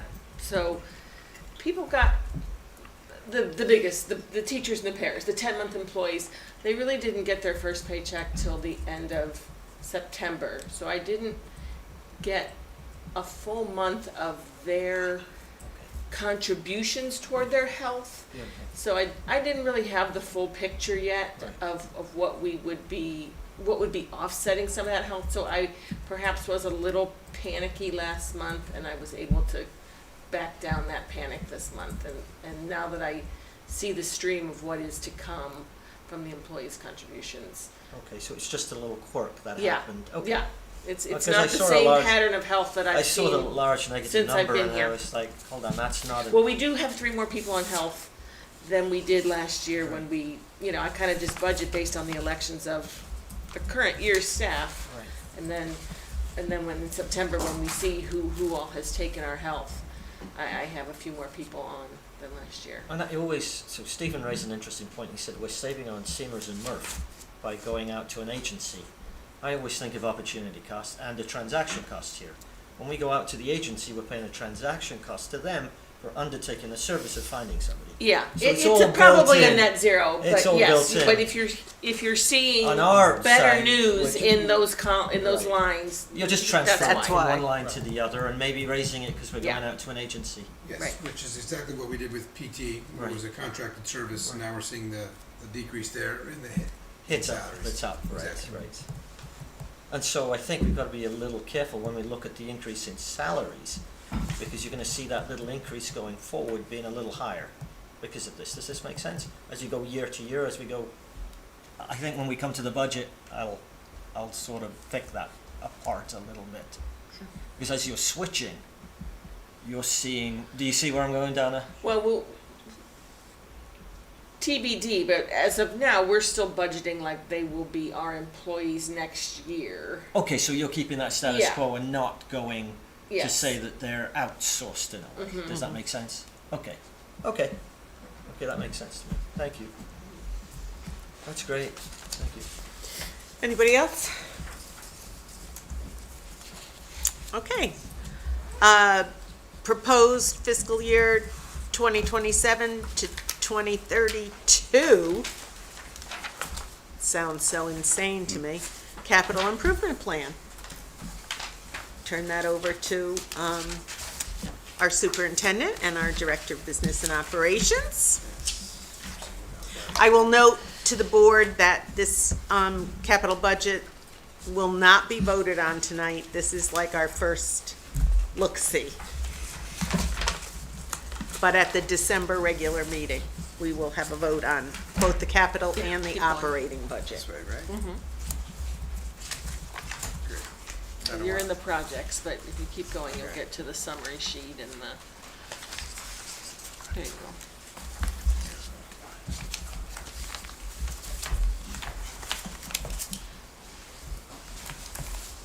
Do you want me to- Can't go? Yeah, Yeah. I'll Okay, start you us, start. I'll start us off and Is there then, something to pull up? I'm just thinking of Lauren. likely, it's in the packet. She might have Yeah, unless she's in the board book. The proposed 6-year capital plan, I think it should be there. Excellent. So, That's the yes, one. please, yes, thank you. Please. Yeah, that. Heard it. I don't know where it came from, but I heard it. so I queued this up in my report, in that it's gonna look a little different, in that the fiscal year 27 column is left blank. And that's really because we as a team met with Vito to identify, well, what immediately do we need to do right now, we need to do it to keep the doors open, so to speak, while because we're in this state of, well, we actually, it's the opposite of what I said at the beginning in regards to not having any needs. We have so many needs that we're actually convening committees and space studies, and we have to figure out our next direction. And the next direction likely is one of two things. And we're talking in multiple millions of dollars in terms of either a new building or renovation, or if not, a capital plan that takes into account a lot of what Antonazzi articulated in their presentation in the, I think they called it repair option, which is, 30 to 60 million over the course of 20 years. So what this does essentially is push things out while we meet with, for lack of a better term, I'll say the all-encompassing community, BUBEC and the community, right, government, et cetera. And it puts down in the cost estimate what the approximate share would be if we did the project, the new building project in terms of the local share of 50 million, and then amortizes, not evenly, but the repair option would be, just for an estimate purpose, over the course of a number of years. So if we don't do that, then likely we'd be doing $1 million projects, $2 or $3 million projects, et cetera, here and there for a number of years as we then seek to remedy some of the deficiencies, I think, in the building. It could be more like a $10 million project one year, and a few years later taking another chunk out of what we would be seeking to improve. It's impossible to say now, which is why we're putting it on pause, because we'd have to develop that comprehensive plan to address all of those things. So we'll eventually bring forward, and I think the footnotes are really important on this plan. The district will eventually bring forward either one of the two blue shaded options, not both. And we'll bring these forward again in collaboration with the community, who ultimately will decide on what are expensive options. Their estimated figures, the actual cost to Woodbridge will be dependent upon construction's costs, less the reimbursement that's available from the state of Connecticut. And then just so that everybody knows that, a blank white column doesn't mean we're not in need of significant improvements. Repair as needed option from Antonazzi was estimated at approximately 45 million over the course of 20 years. So the 11.25 million represents 5 years worth of that 45. Again, that doesn't mean that would be fixed. We would be developing a plan that would be cohesive and thoughtful in regards to, if we're not moving forward with a construction project, what would we do first? And we'd have a plan that would span 5 years plus in regards to improvements in the building. So Donna, will you Okay. jump in and Yep. fill any holes that I... Yep. So, Oh, it might not be prioritized. Hold on. okay. So this sheet in your packet that we'll get up here in any second here, we brought this summary forward to both the facilities and the finance committee this month, and we just wanted to get everyone's, have a conversation about how we want to present the capital budget. And really what came out of those conversations was to, as Chris said, to only put in 27 what has to be done next year. And so we know that every year, something happens that we're not expecting. So even though we have a blank in here, we also know that after the culmination of the drainage project, I believe there's about $65,000 that was unspent. And we plan to speak with the town about that and say, we'd like you to hold that money in the capital fund for us. And we won't have a big ask this year for 27, but whenever one of these things goes wrong and we don't have hot water in the building, or our emergency sprinklers don't have pressure when we failed the test over the summer, or when the microturbine goes down and we don't have emergency backup lighting, that we've got a little pool of funds that we can go to. So if, you know, if we don't get agreement on that, then we may have to ask for some additional money in our operating budget just to have a little cushion if we're gonna show this, you know, without an ask for next year. Items 1 through 5 on this summary sheet, you know, you can see that these are the same projects that we've been sort of kicking around for the past decade. They would also be really items that I would consider in the repair as needed number, you know, but it's helpful to kind of put a face to them and say, you know, these are things that we would like to do when we can and when we decide going forward what we're going to do conceptually in terms of going forward with a building project or a repair as needed. The repair as needed option is, you know, those items were professionally estimated, you know, by an engineering firm, and they're in this document. So, you know, they got A1, B1, D3, and D4, and then the repair is needed. And so those items total $45 million. And just so we're, you know, identifying where we got that number from.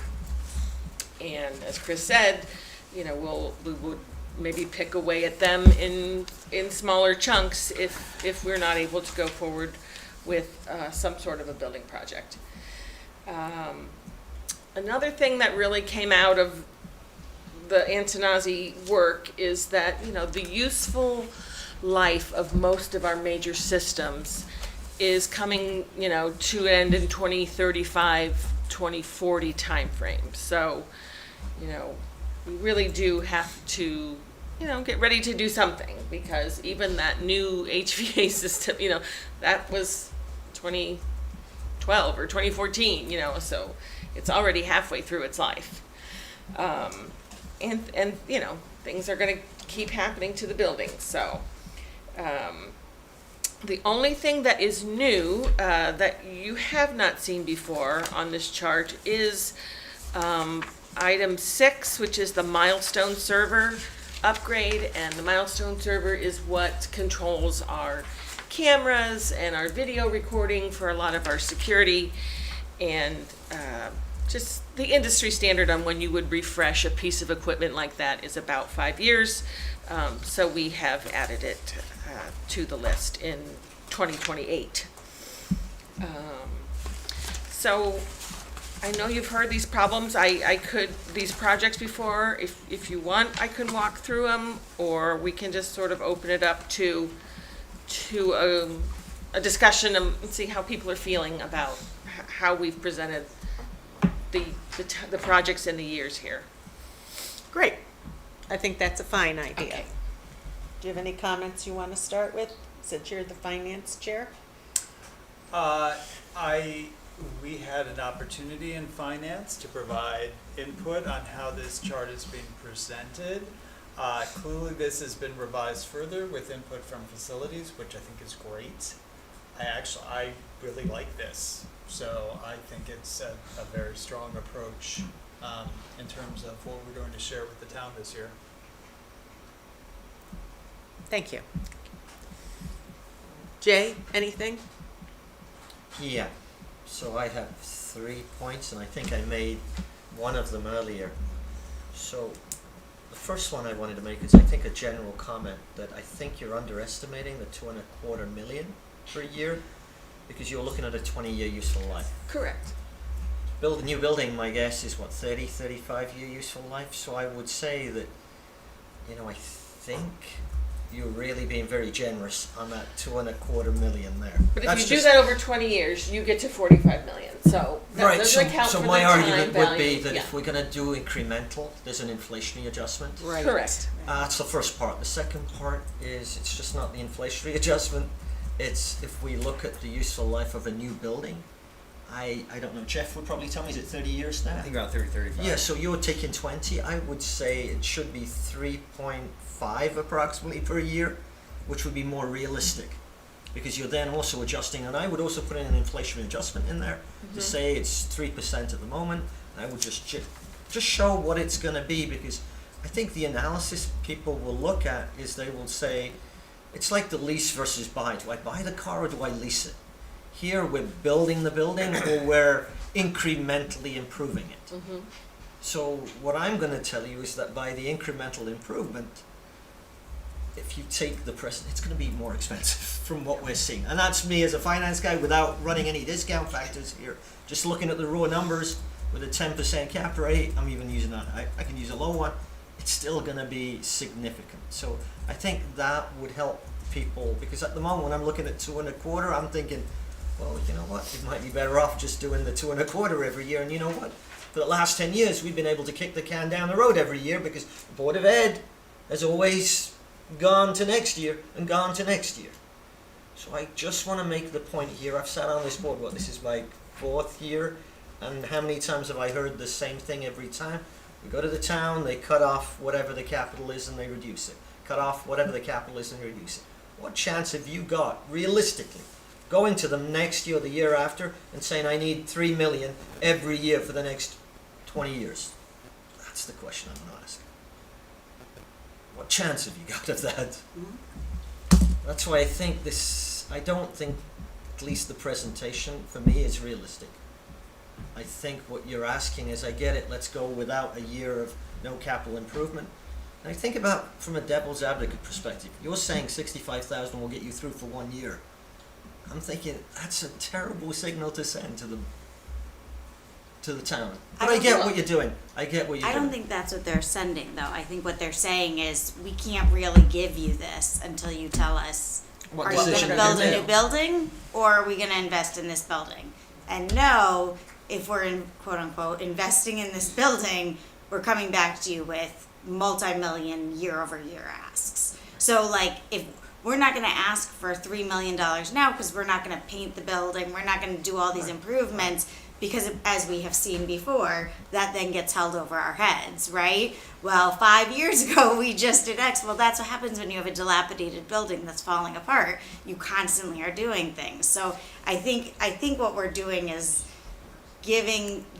putting the ball into the town and saying, okay, it's your time to make a decision.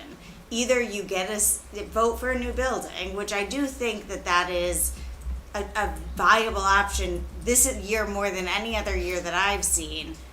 But please know that we will follow up if we don't get that building with multi-million year-over-year asks that are from a very reliable source. So we're not pulling this out of our...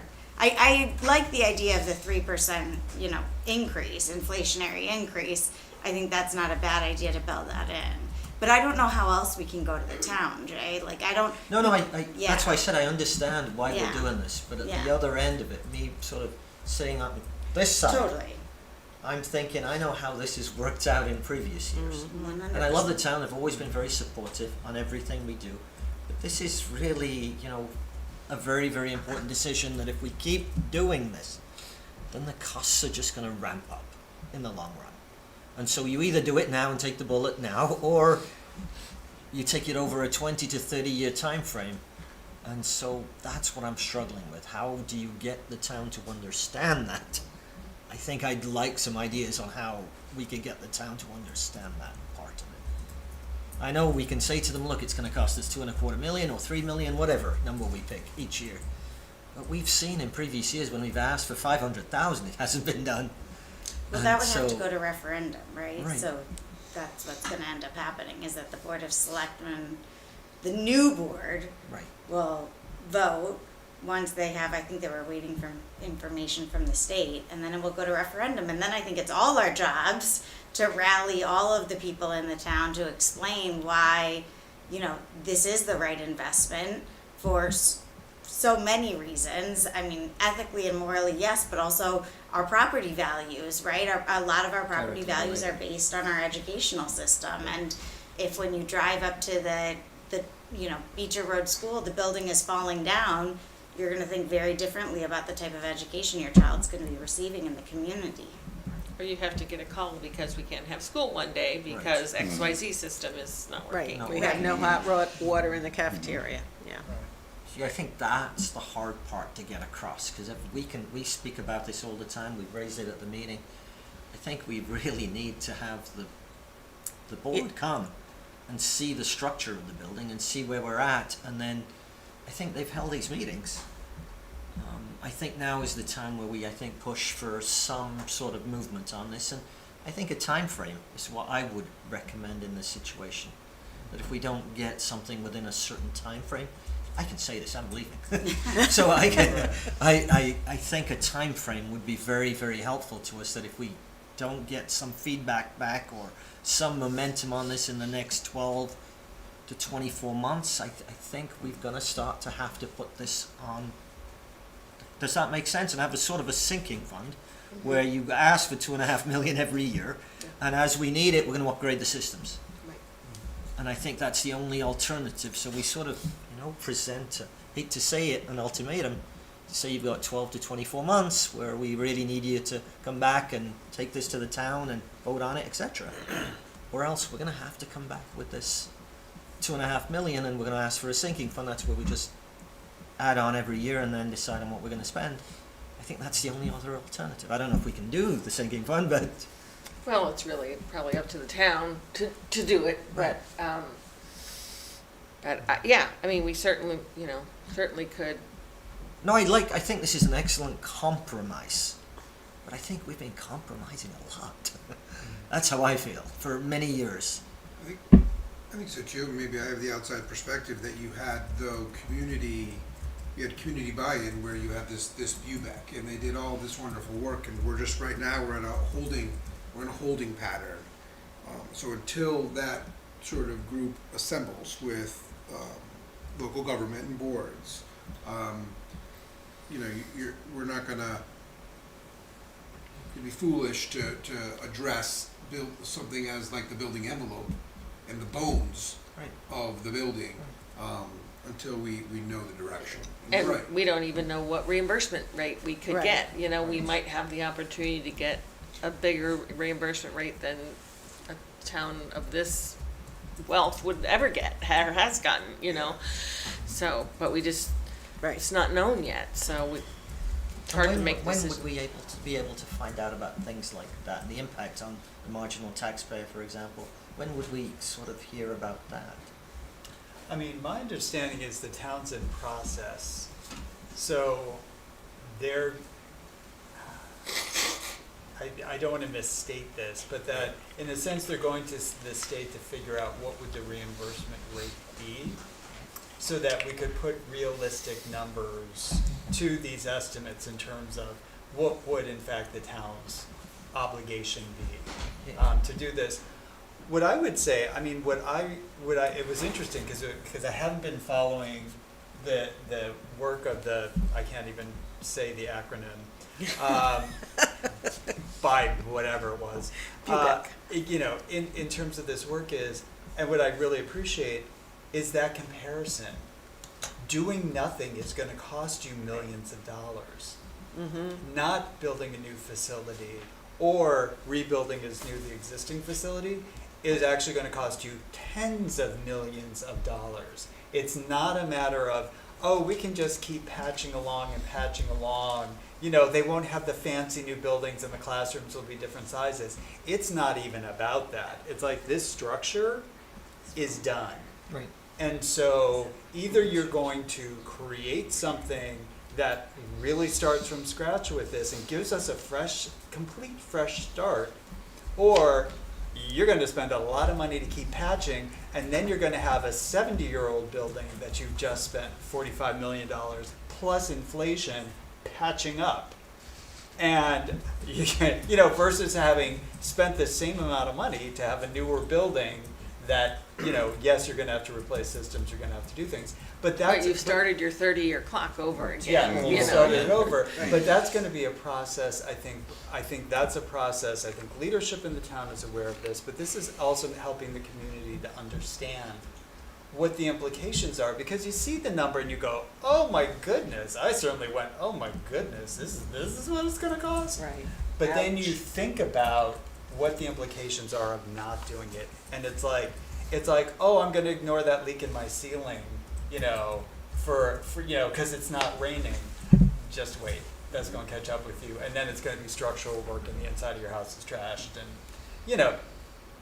don't want to take the analogy too far, but I think that's what I appreciate about what you've done here is this is sending the signal that based on very well done, well thought out work, we can see the future now. It may not be exactly these numbers, but we can see the future and the implications of the future, and we're signaling as a Board of Education that we can see this and a decision's going to need to be made, one way or the other. And Jay, I mean, just to add on to both these points,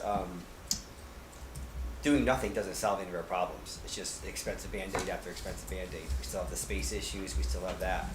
So it doesn't really solve all of our problems. And to Jay's point, we're up against time. This is the best case scenario. I mean, this is if their elevator makes it another few years. I mean, we literally have the last part of the country for our elevator. Like that, I wish I was exaggerating. So time is also a huge factor. So I like Jay's kind of put this in motion a little quicker than we need to. So I think, Stephen, you raise a really good point, that these discussions are already underway within the town. It would be great to know when we could get some feedback from the state on what the expectation is from the town to say, well, by March next year, we'll have these numbers, and then by June, we'll have a committee that will decide. So it would be great for, I think, the committee, I call it the bulbous committee or something. Is it BUILB or something? IUBIC. Oh, sorry, I put an L in there for some reason. Well, we could always add more letters. There's no charge for that. But I thought that would be great for us, because at least then it sets a time frame. So we sort of have a cutoff at some point. Does that make sense? We can't just be strung along, is the way I'm thinking about this. We've got to have some definitive, whether the town says it's not possible or it is possible. Does that make sense? And then you can plan accordingly, and more accurately. Or sometimes, in my experience, it's sort of in the middle, where we think it's possible, but we need to wait before we go to referendum until this year, or these other conditions change. So either way, you need to be working with leadership so that you can then plan, because then it might look like, all right, we're not doing a big project, but we do need 300,000 if we're waiting another year to address this. And so I think it does come down to, leadership, exchanging ongoing communication and sort of vision so that we can plan and work together. But yes. So I feel this year you're given a pass, in a way, and I feel next year if there's very little movement, then I think the capital budget will have to reflect what we need in a realistic basis. So in a way, what I'm proposing or suggesting, That's our intention. does that make sense? Yeah. So we're giving you this free pass this year because we've set the committee up, it's rolling, negotiations are underway, we'd like some timeframes on when decisions are going to be made. Because if it's going to take a long time, then we're still going to need capital to maintain the building. Yes. I.e., the elevator is a good example of this. Right, and the reality is, even if the town, in the coming year decides, yes, we're going to do this, construction's not started for how many, another 2 years? I mean, it's... Yeah, shovel in the ground. Yeah, until the shovel It's actually going to take hits the time. ground. That's always been my worry. That the lead time from the way you start the discussion. So typically when we do a building, it'll take 4 years. So a university building takes about 4 years to get the first shovel in the ground. And so that's my worry, that we'll face quite a lot of things going forward. So if we give them a pass this year, they can't expect a pass next year is the way I'm trying to... And we have 28 loaded up with things right now. So is that going to be our ask next year? Yeah. Okay, good. I'm absolutely on this then. Yeah. I mean, there's board members not here, so I can't vote on their. No. To the extent that those of us who are remaining have any clout. Right. Anything else? I'm just curious, the estimated numbers, where do those come from? Those items? we have quotes for like these things that we've been bringing back and forth for 10 years here, but the 50 million, that's just an estimate of, one of these projects on maybe even a little ambitious reimbursement rate that we hope we could get from the state, and what would be left over to bond. And then the 11,250,000, I just took the repair as needed option, 45 million, divided it by 20 years, and then, I guess I would mean like each of these individual items in this. Those we have quotes on. But like Yeah. just one quote or multiple quotes, how do you? probably when Vito got them, he probably got a few quotes. But some of these quotes are a couple of years old, so. Yeah, they're- Well, we escalate them, we give them a little escalator. Some of this, like the flooring, we did one of the rooms, so this one I got to take down a little because, we had done the band hallway or whatever. Right. Is there But then here we added some, now the D-wing hallway's chipped and, so that one went up this year. Casework in classrooms for 62,000, it just seems, doesn't just seem a little. It could have an abatement. Yes. Well, associated. it also is Say it on that. cabinetry and sinks and, Easier it's to not do just beat like here. around the door, But these are estimates. We would seek approval and go to bid. So we would get the best price possible because we'd be going to bid. Now, some of these things I've seen for a good few years, if I'm right. Yes. Am I correct? Originally requested column was your idea, Yeah. I recall, in Yeah. facilities a year or two Right. ago. Now we're seeing it, right? Yeah, and we talked about that at facilities, I think, didn't we, Jay? Where I said, or 20 maybe it we've was got- finance. We've got Where I 2013, said- 2012 Yeah, requests. Yeah. these are like, Yes. we've been asking for a long time. And that's what I keep Right. saying. I just don't want to see that Yeah. can go down the road because it's just going to get more expensive.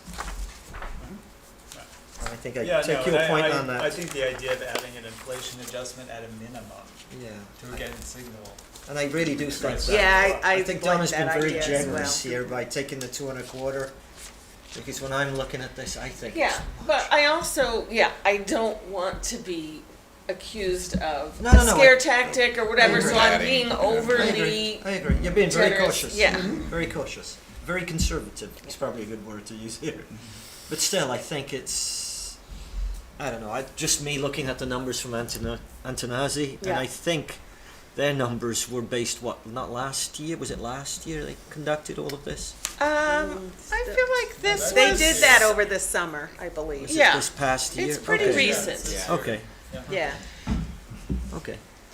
So we're not voting on this tonight, No. but is there a consensus that we ask for some inflationary number to be added I mean, if Yeah.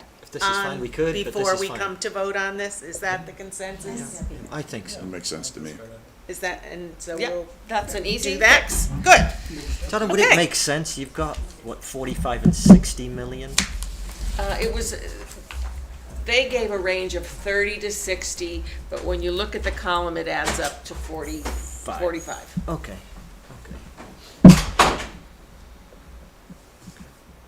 Okay, good on that until, we'll have an opportunity in December, before we vote on that as well, to look at a final. Perfect. Budget drivers. Then if we can do the same thing, if I start. Yeah, tag team that. There's not a lot to say here. You, So what you'll see on the graph, the stacked bar graph here, stacked chart, are essentially three budget drivers. The bottom portion of the graph is 440,172.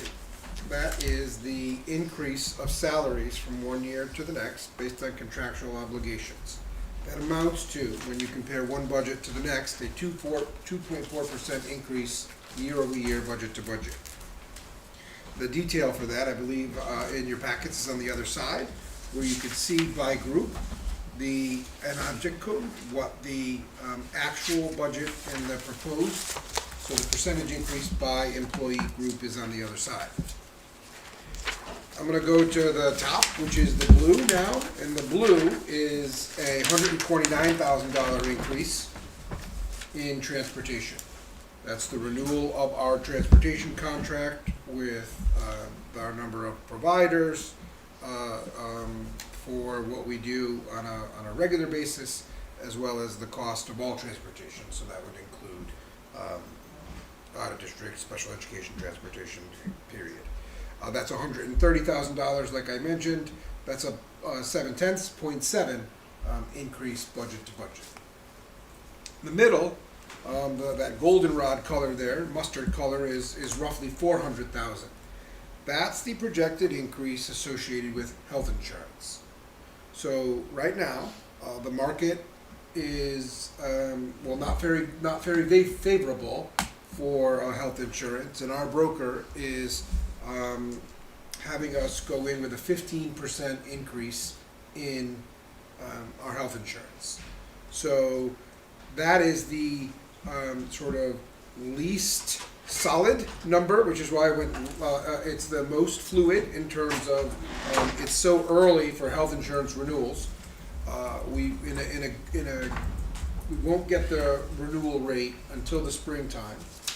To sort of further compound the issue a little bit, we're with a new company, so they don't even have historical data. So the quotes that we do get are from a very small window if we switched companies. But the cost of prescriptions, GLPs, they're driving healthcare costs up everywhere. This is a national conversation. A lot of groups our size are going to self-insurance, which is making the pool even smaller. People are living longer, and, there's just a lot of reasons why everyone's expecting kind of big increases in their health insurance premiums next year. So hopefully, if he told us 15, he thinks he can do better than that, so. Which would be wonderful, obviously, if we could walk that back, because that's a large number. You see that the sum total of these three drivers in and of themselves is just under $1 million, or 5.3% budget to budget.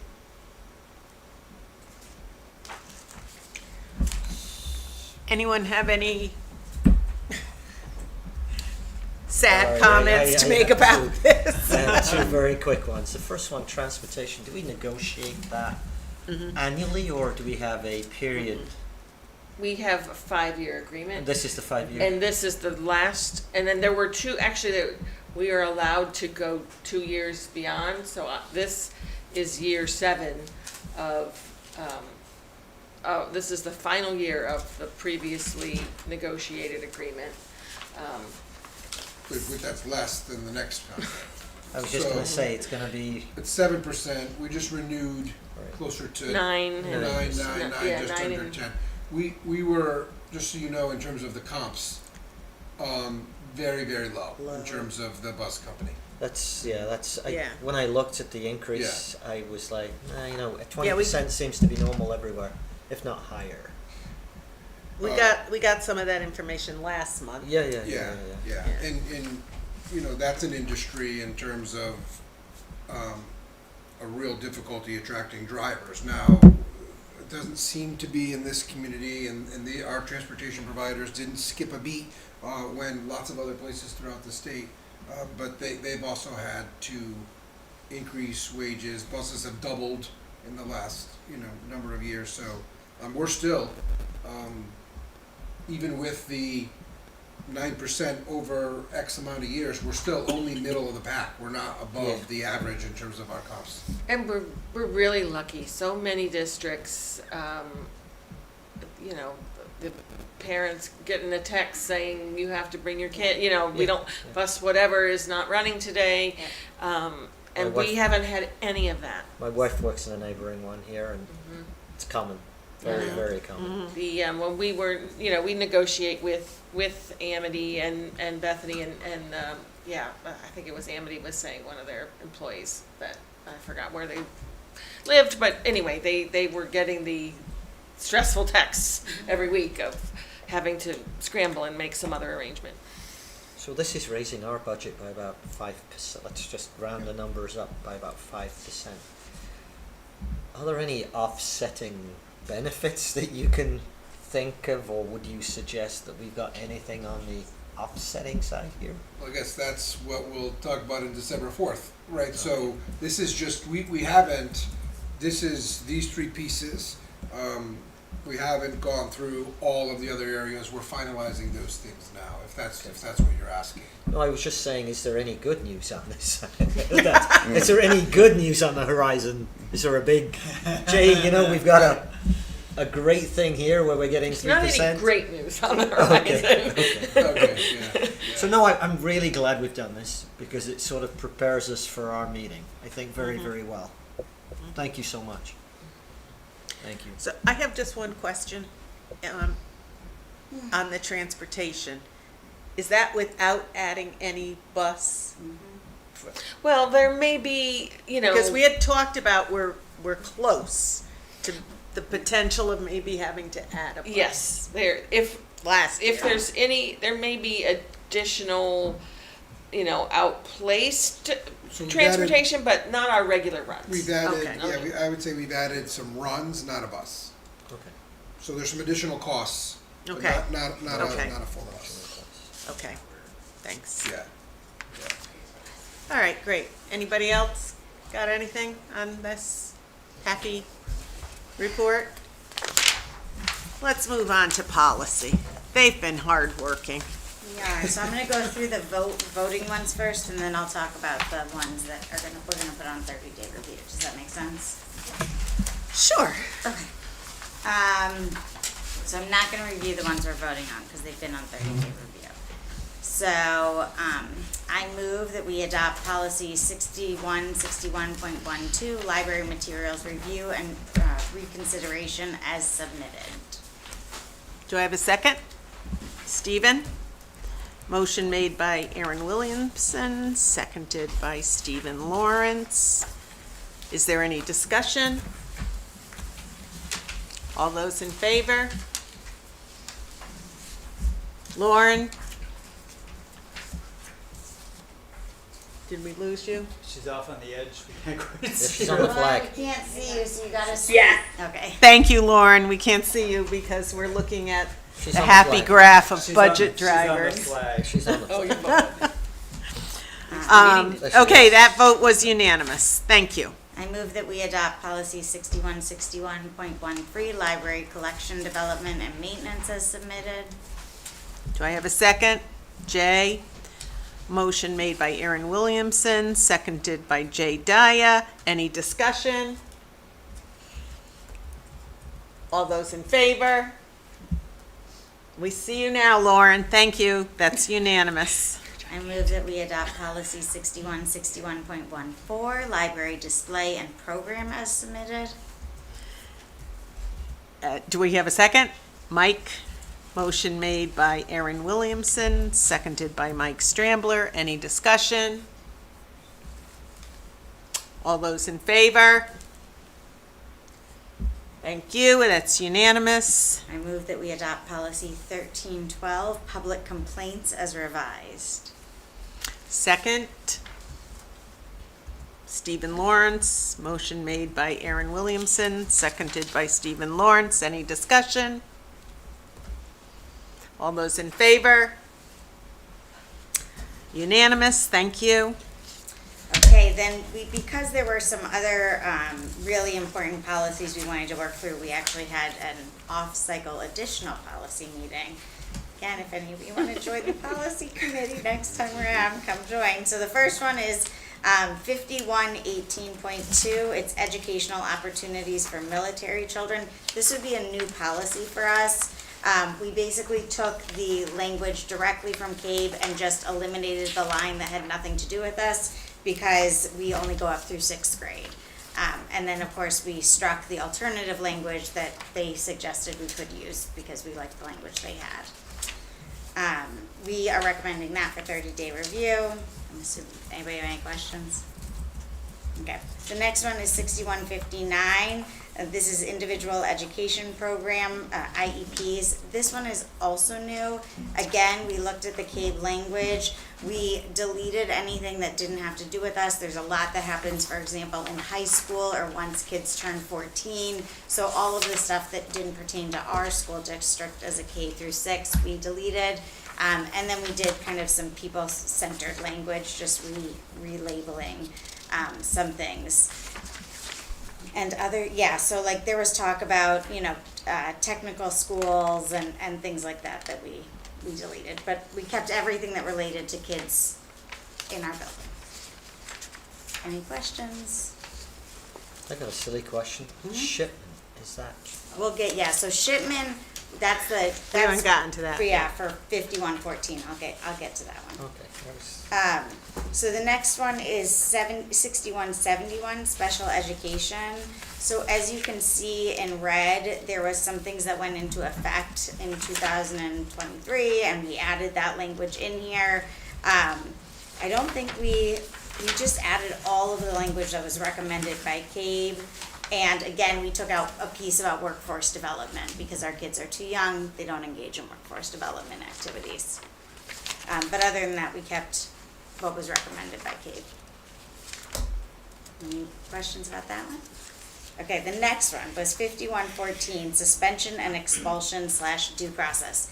This one, we started with what CABE recommended, and it was an interesting, very long discussion. And so we actually paused the discussion and went and looked at, Chris went and got us what Shipman. So Shipman is like a law firm. They also put out recommended policies for school boards. And so we wanted to see if they had kind of a better framework for this that could serve as a basis for our discussion. Just because so much of the language is mandated by a wide variety of statutes, but we also wanted a policy that parents could pick up and understand and read, and it had like a clear linear flow. So I will say that the Shipman one I think was much better structured, and was really grateful that we got that one. And then what we did within this one was, again, really removing anything. We're a single school district, so we didn't need to talk about multiple schools within the school district. We made a small adjustment where, for example, they had a whole bullet on beepers and paging devices. We just moved that into all the other bullets with technology. And we added smartwatches because that seems to be a big issue in our school. So we wanted to make sure smartwatches were specifically addressed, even though I will say it does say all other kind of, there is an encompassing, but it's helpful to call out the specific stuff we're using and we're seeing in our school. And then again, there were some things that just didn't pertain to us because of like things, if the student is a minor, all our students are minors in art, so we removed that language. And then there was a couple of things that come into play when a kid hits high school in terms of their record and expungement of records. And we just wanted to make it clear that like that's our expectation, but we actually have no control over the high school. That's a completely separate district. So we wanted to keep in the language so that parents understood what kind of the generally is supposed to happen when a kid graduates high school. So we put in language like it's our expectation that this will happen. And then there was a couple of places where it talked about graduation in general, and we clarified that that was graduation of high school, not graduation of 6th grade. And then again, you'll see towards the end, we just took out anything that really most of what we took out was just the stuff that had to do with kids that were beyond our elementary school offerings. And then so that will fully replace what we currently have on the books in terms of 5114. Any questions on that? it's a long one. It's a very long policy. Yeah. You know, when you can't sleep some night, pick it up. We spent a lot of time on We that spent a policy. lot of time reading Copious it. amount of time. That's it. Yeah. Yeah. Numerous It's a lot of federal work, and that state is. laws, yeah. Yeah, Yeah. and thank you to our superintendent Yes. who recognized we were struggling and came up with another suggestion. So Yes. thank you for that.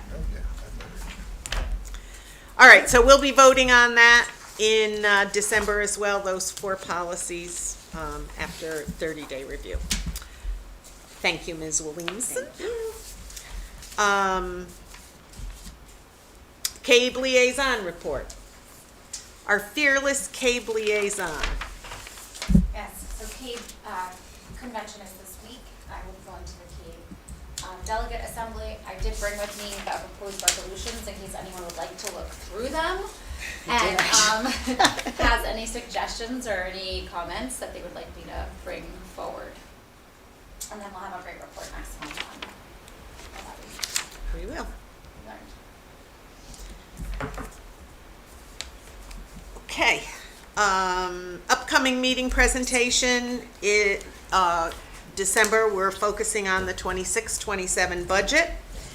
So we'll see the superintendent's proposed budget at that time. So my monthly community service announcement of our upcoming meetings follows that upcoming meeting presentation. So on Thursday, December 4, the superintendent will present his proposed budget for the 26-27 school year. Then a budget workshop for the board will follow on Wednesday, December 10.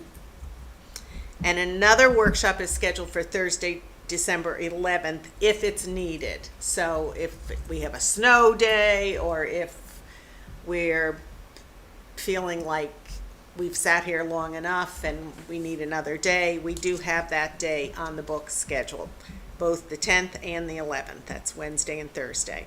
Then the board will vote on accepting the proposed budget at our regular monthly Board of Education meeting on Monday, December 15th at 7 p.m. That meeting will be held in the main meeting room of Town Hall. The other meetings, a budget presentation, and workshops will be at Beecher Road School, South Assembly Room. And the Finance Committee will meet Tuesday, December 9th at 4:30. So December is a heavy month for finance. And our other committees get to take a little break. So mark your calendars, see you there. Next is item 5 on the agenda, new business, at 26-27 open choice slot allocation. Mr. Montini, I'll turn it over to you. Great, thank you. I had a question or two around, if you don't mind putting the presentation back up. I added 2 slides to the presentation that I shared in October. So slides 9 and 11.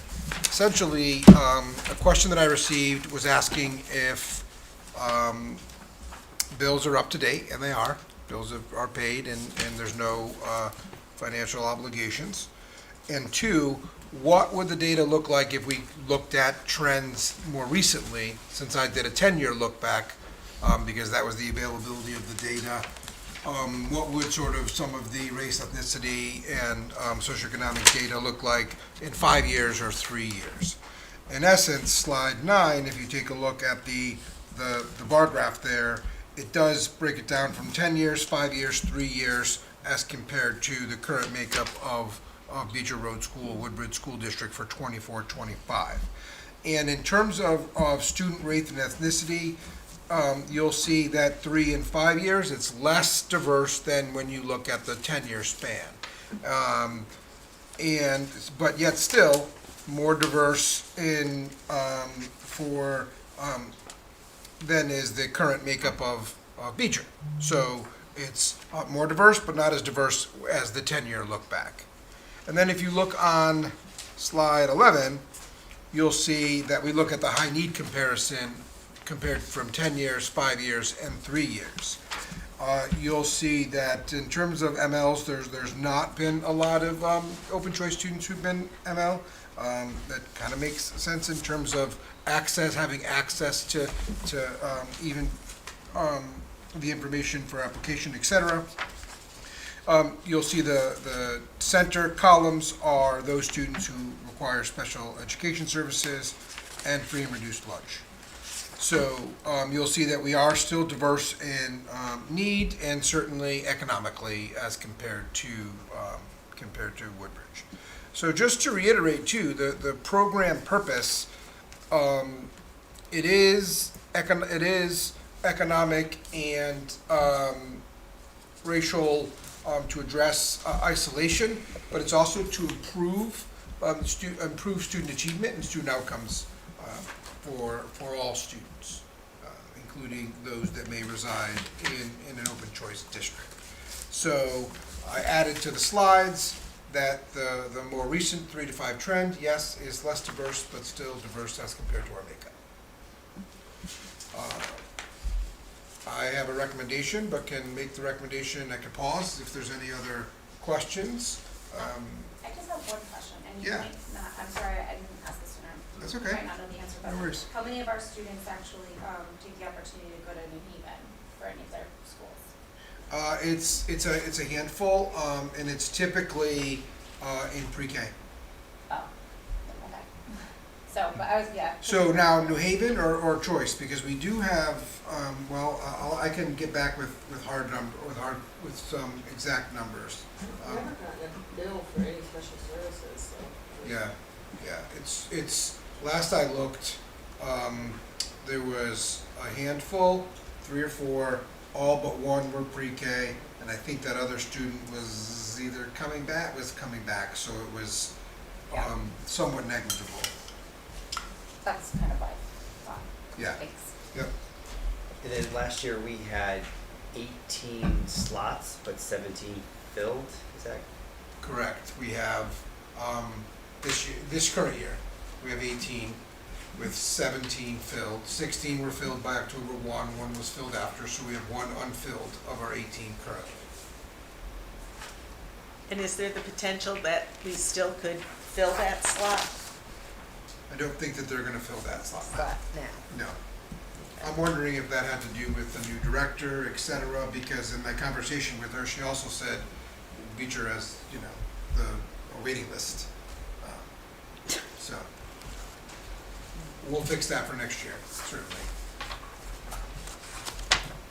Okay. Any other questions before the superintendent makes a recommendation? So I see the open choice grants amounts per student. Where do we fall in with 18?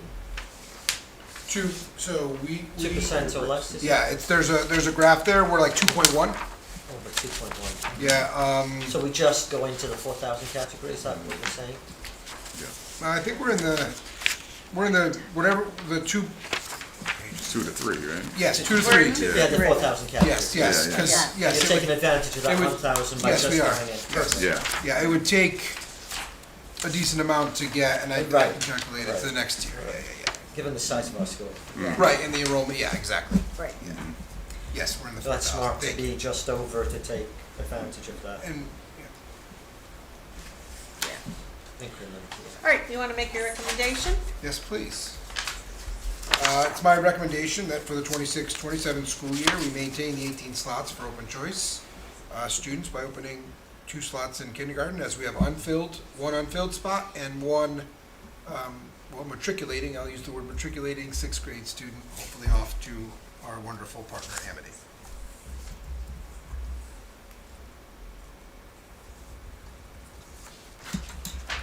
And we currently have 3 in first grade, and we would keep those 3 in first grade. I have that information, I believe we do have. Or we currently have K, you meant K, 3 right? slots in kindergarten. We would still have 3 slots in first grade next year, is what I meant to say. Yes, those students would be moving up. Okay. So. All right, any discussion on that? Or questions on that, I should Do you say? need a second? We haven't made a motion yet. Is there, Wait, that was just a recommendation? Wait, I just want to do the math. So we're doing, so 6th grade is coming off, so that's down 1. So then we'd have 2 slots in kindergarten and 4 slots in first grade, plus the 3, 1, 3, 5, No. which equals 18. Well, that would equal 2, 3, yeah, 2, 2, 3, 4. 3, 1, 3, So 5. 6, One. 9, 10, 18. The kid is coming off here, that's this year. Okay. This kid is moving to here. Right, I'm just like, how are we getting to 18 Right, here? we need When I add this up, you need a 2, 2 and the 4. Yeah. Yeah, you need a 2, a 4, a 3, a 2, 1, 5, a 3, 8, a 5. 9. Oh, This, 2 sorry, and 3, right? 2 and 3. Yeah, 2 and 3. We need 5. We need 8, 5 students to 9, make it 18. 12, Right. To the- 17, 18. You can't cross that kid off because that's this kid who's leaving here. Right. This is this year. This kid is leaving. This kid is leaving, Oh, I get it. won't be here next year, but this kid will be a sixth grader 6, 9, next year. 10, 18. Okay. Okay, I'm just adding the wrong Yeah, column. so- Six. No, It's it's just like, everything here, else. Stephen. Yeah, This is these this are year. This is thir- this yeah, year. Next year. yeah, these are This is this 13 year. plus Right. the. And Since so this that fifth kid is grader. sixth, Yeah. graduate Yeah, yeah. sixth grade, but this fifth Oh, grader this is one, gonna this become fifth grader this is just, sixth. okay. I was right okay, there I with got you, it. Stephen. Yeah, I was No like, judgment. what? sorry, I also made Yeah. this before knowing or learning more about the history around continual placing in K. So I did ponder the benefits of opening slots in grade 1 versus K, so that's why I put the or. I didn't mean to further confuse. I know the benefit to the student is the longevity, starting in K is better. But I looked into that just given that our current K is a smaller group. But ultimately, I think having more, we've also been told having more than one in a grade yes, is helpful. Yeah, Yep. I agree, yeah. Okay, so I'll move that we adopt the superintendent's recommendation and continue participation in the open choice program with 18 slots allocated for the 26-27 school year, with any vacant slots filled beginning in kindergarten. Do I have a second to that motion? Jay? Okay, so we have the motion on the table. Is there any discussion on the motion?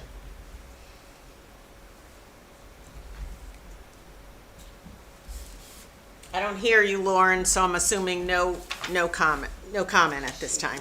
I think I've got to say the presentation was excellent. Yes. This is thank really you. valuable. And it's so great because this is Very like valuable. information we've been asking for a long time, so we thank you for that. Okay, so, no discussion, so we will vote on the motion made by Lynn Piasek, seconded by Jay Daya, to, continue with the 18 slots allocated for the 26-27 school year. All those in favor? She's raising Yep, her you hand. got your hand raised. Opposed? 2 opposed. Can I share why? Yep, just a second. 6 in Um, favor. So yes, 6 in favor. 6, yeah. 6. thank you. I was trying to help No, her. thank you. I'm like, how many people are here? Okay, yes, do you have a comment now? I do. I just want to say I'm voting no. I do appreciate the presentation. It was very helpful. I don't believe the program is fully doing what it's intended to do, especially looking at some of the recent numbers. And I also, when we have space issues, I just can't see how I could vote for something that would bring more students in when we're asking our taxpayers that we need a larger school. So that is why I'm voting no. I think it's a great concept and could be great, and I've talked about if there's another option to do something that's inclusive and really gets our community more engaged. I don't know that that's a possibility, but it'd be something I'd love to see spearheaded. Can I just add something to that? I think that's a great suggestion. But I don't think there's any fixed cost changes as a result of the additions or the changes you're making. So these are all incremental costs. These incremental costs are very small. So the way I think about this is the benefit in several ways. I think in your I watched the meeting and the benefits were outlined, that we've got a long, sort of a historically long program. We've had a great connection over time. This is not only beneficial for the kids coming in, but also for our kids. But the part I see, and as a finance guy, I look at that little piece, that our incremental costs is small compared to the benefit. And so this is offsetting things like the transportation costs for our budgets on tech, which are always increasing. So it's that extra line that we're getting in. I think we're showing the town we're responsible, at least with bringing that income in to subsidize some of those other areas that are increasing. So I see it that way. Because if I did see a significant increase, say a new staff member that we needed, I would agree with you on this. I would agree with your comment on, you know, this is going to our taxpayers, asking for so much money for improvements, but I don't see that. I see this all incremental. You're going to have to confirm that. Am I correct to infer it that way? It's just a marginal cost, not a, there's no fixed cost implications. It also depends who the student is, how much special ed they require, and how much Yeah, resources but they you know, take we too. have students walk into the school in Yeah. our own students, Yeah, I know, right? but just it depends. Like it's hard to say a number Yeah. Yes. without knowing the What student. pushes you over to the Yeah. next Right. staff member? Right. It's like anytime there's an enrollment change, Oh, I see what you're saying. Sorry, Jeff. I understood Yeah, exactly what we you don't said. know. A student walks in the middle of the school year and that could change things. I get that. Mhm. I understand that. generally speaking, services that we may provide to those who need them are already services that we're providing, and we're not having to hire a new staff. If in fact we hire some new staff associated with it, we are able to bill for specific new staff, but, you know, the statute is, we can bill for reasonable, not à la carte, very specific everything. And actually, the state can set guidelines for what, the state can actually determine in the, I think it's the next year, what reasonable means in terms of amounts. They can set amounts. And I think we have run into that issue in the past with this, so. Yes. We have. With, I'm sorry, with what? With, Agreeing on What's what's reasonable. reasonable. What's agreeing how much? oh, reasonable, well, you know, the Yeah. issue we had with New Reasonable Haven. purpose. Yeah, Yeah. yeah. So, I mean, I'm kind of in between these points of view because, I mean, I agree with Sarah Beth that it's, and I've mentioned this before. I don't really see it as entirely accomplishing the goal it set out to accomplish. I mean, it's doing something for us as we're getting a little bit more diversification, but it's not doing what I think many other people think it's doing in terms of improving our community in that way. Makes people feel good in thinking it's doing something. That but it's not. I want us to be careful not to be not to fall into that of this feeling like we're doing something, and when you look at the numbers and you know it's marginal. You know, we're getting a little more bump in diversity, but it does I do sometimes wonder whether this is really about us feeling good about this program really than what it's actually doing. So that's a concern for me. I think something is better than nothing, and I think I'd be more concerned if we still had the same issue with New Haven, and I would probably have been voting the same way as you had we not resolved that issue. It might be interesting at some point to ask Amity if they've done any assessment of the kids graduating from Amity High School through this program. Because I think we may not see the outcome of the program until you look at where did these kids go off to, right? What percentage went off to college? What were those colleges? I know they've done some studies and they've talked about kind of like the benefits of going to Ivy League versus other colleges, and they do talk about one of the biggest benefits is the social network. It's actually that is what one of the benefits. It's not necessarily that, and not to knock our school. I know our school is amazing, but it's that almost more than the educational offerings, that it's the expectations, right? So they're now in a high school, they're now in an environment where the expectation is that most kids are going to go on to some sort of post-secondary education, whereas maybe that wasn't the case in their home school district. I'd just be curious to know kind of what percentages do go on post-secondary compared to general overall in New Haven. I mean, you could also say that the kids that are going to be put into this program have parents that we're going to be the parents that push those kids into post-secondary anyways and encourage that too. So it's hard, but I will say I think it's, when you say like, is the program doing what it's supposed to do? I don't know that in a K through 6 we would have all of that It's supposed to information. be like bringing relationships, so how many of those kids actually have, they get on a bus, they come here, they go home? Is there? Well, how many of those kids I mean, play our sports in Amity or are part of the clubs in Amity? I mean, I'm sure you do too as well, have anecdotal information of the kid we know here or there. I don't know how you would test that. I do think that there are valid questions being asked of the open choice program. I just don't know Or that. like, if we're gonna keep having this program, are we doing enough to support those, or is it just like, feel good, they come, they go home, and like, they're not really actually getting that connection that they need here? Cause I have a friend who had a child who went here, and they ended up leaving because they felt like it was just okay, just come use our school and you'll check off this box, but you're not really engaged. The connection isn't there. Yeah. I mean, I'll just say anecdotally, one of my son's closest friends is open choice at Amity. So I think it But it in varies. high school or here in Beecher? Well, in high school. Okay. But I also think, I mean, it's But there's parents sports teams also at have school that you can connect with, where here it's a little more limited. right, but we do have a lot of events, events organized by the PTO, the holiday But you have to groups drive that all the way get here. together. It's like, there's that, But Yeah, most yeah. of our kids come from Westville. I mean, Yeah, I they was gonna did. say, I lived in did. Westville, like, here was like. Yeah, because 7 minutes. ACES came and did that and talked about it. I mean, we do have a lot of kids from that. It makes Yeah, sense. You're gonna that's get the my- kids that are gonna be closer That's proximity. my point. Yeah, it's Yeah. like it's. That makes With the sense. parents who are- yeah.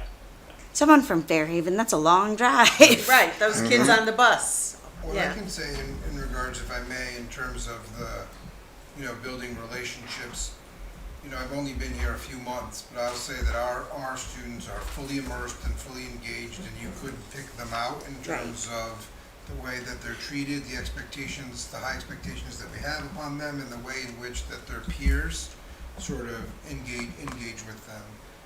I know that there's members that are on our PTO that are parents of open choice only because they told me. I wouldn't have known certain kids were, open choice if someone didn't tell me. So from a relationship standpoint, I think our kids are amazing, and they're going to be amazing friends to sort of whomever is in their class. I don't know what's going on in terms of play dates and those kinds of things, but I do know the culture sort of that exists at Beecher.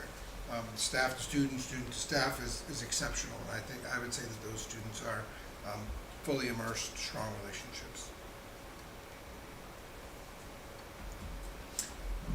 Okay, anything else? I do have one question. I know Jeff and Sarah Beth voted against it. No. I just needed to check Lauren. Lauren, you were yes, is that correct?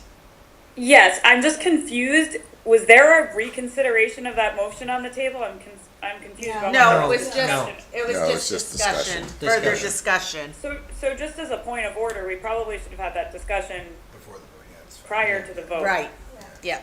Just to point that out, because I was confused. It kind of sounded like there was potentially a motion to reconsider, which I don't think was the intention of the No, board. No. but that was not the intention. No. I think a board Just to member clarify. asked to Yeah. clarify So the decision. my vote is yes. Okay, Absolutely. thank you. Okay. You all set, Marcia? Yep. Perfect. All right, next on the agenda is public comment. Is there any public comment? Seeing none, there's no need for an executive session this evening, so at 9:38, I will ask for a motion to adjourn. Jay Daya, is there a second? Jeff Hughes? All those in favor? That's unanimous, thanks. Thank you all, and I hope you have a good evening.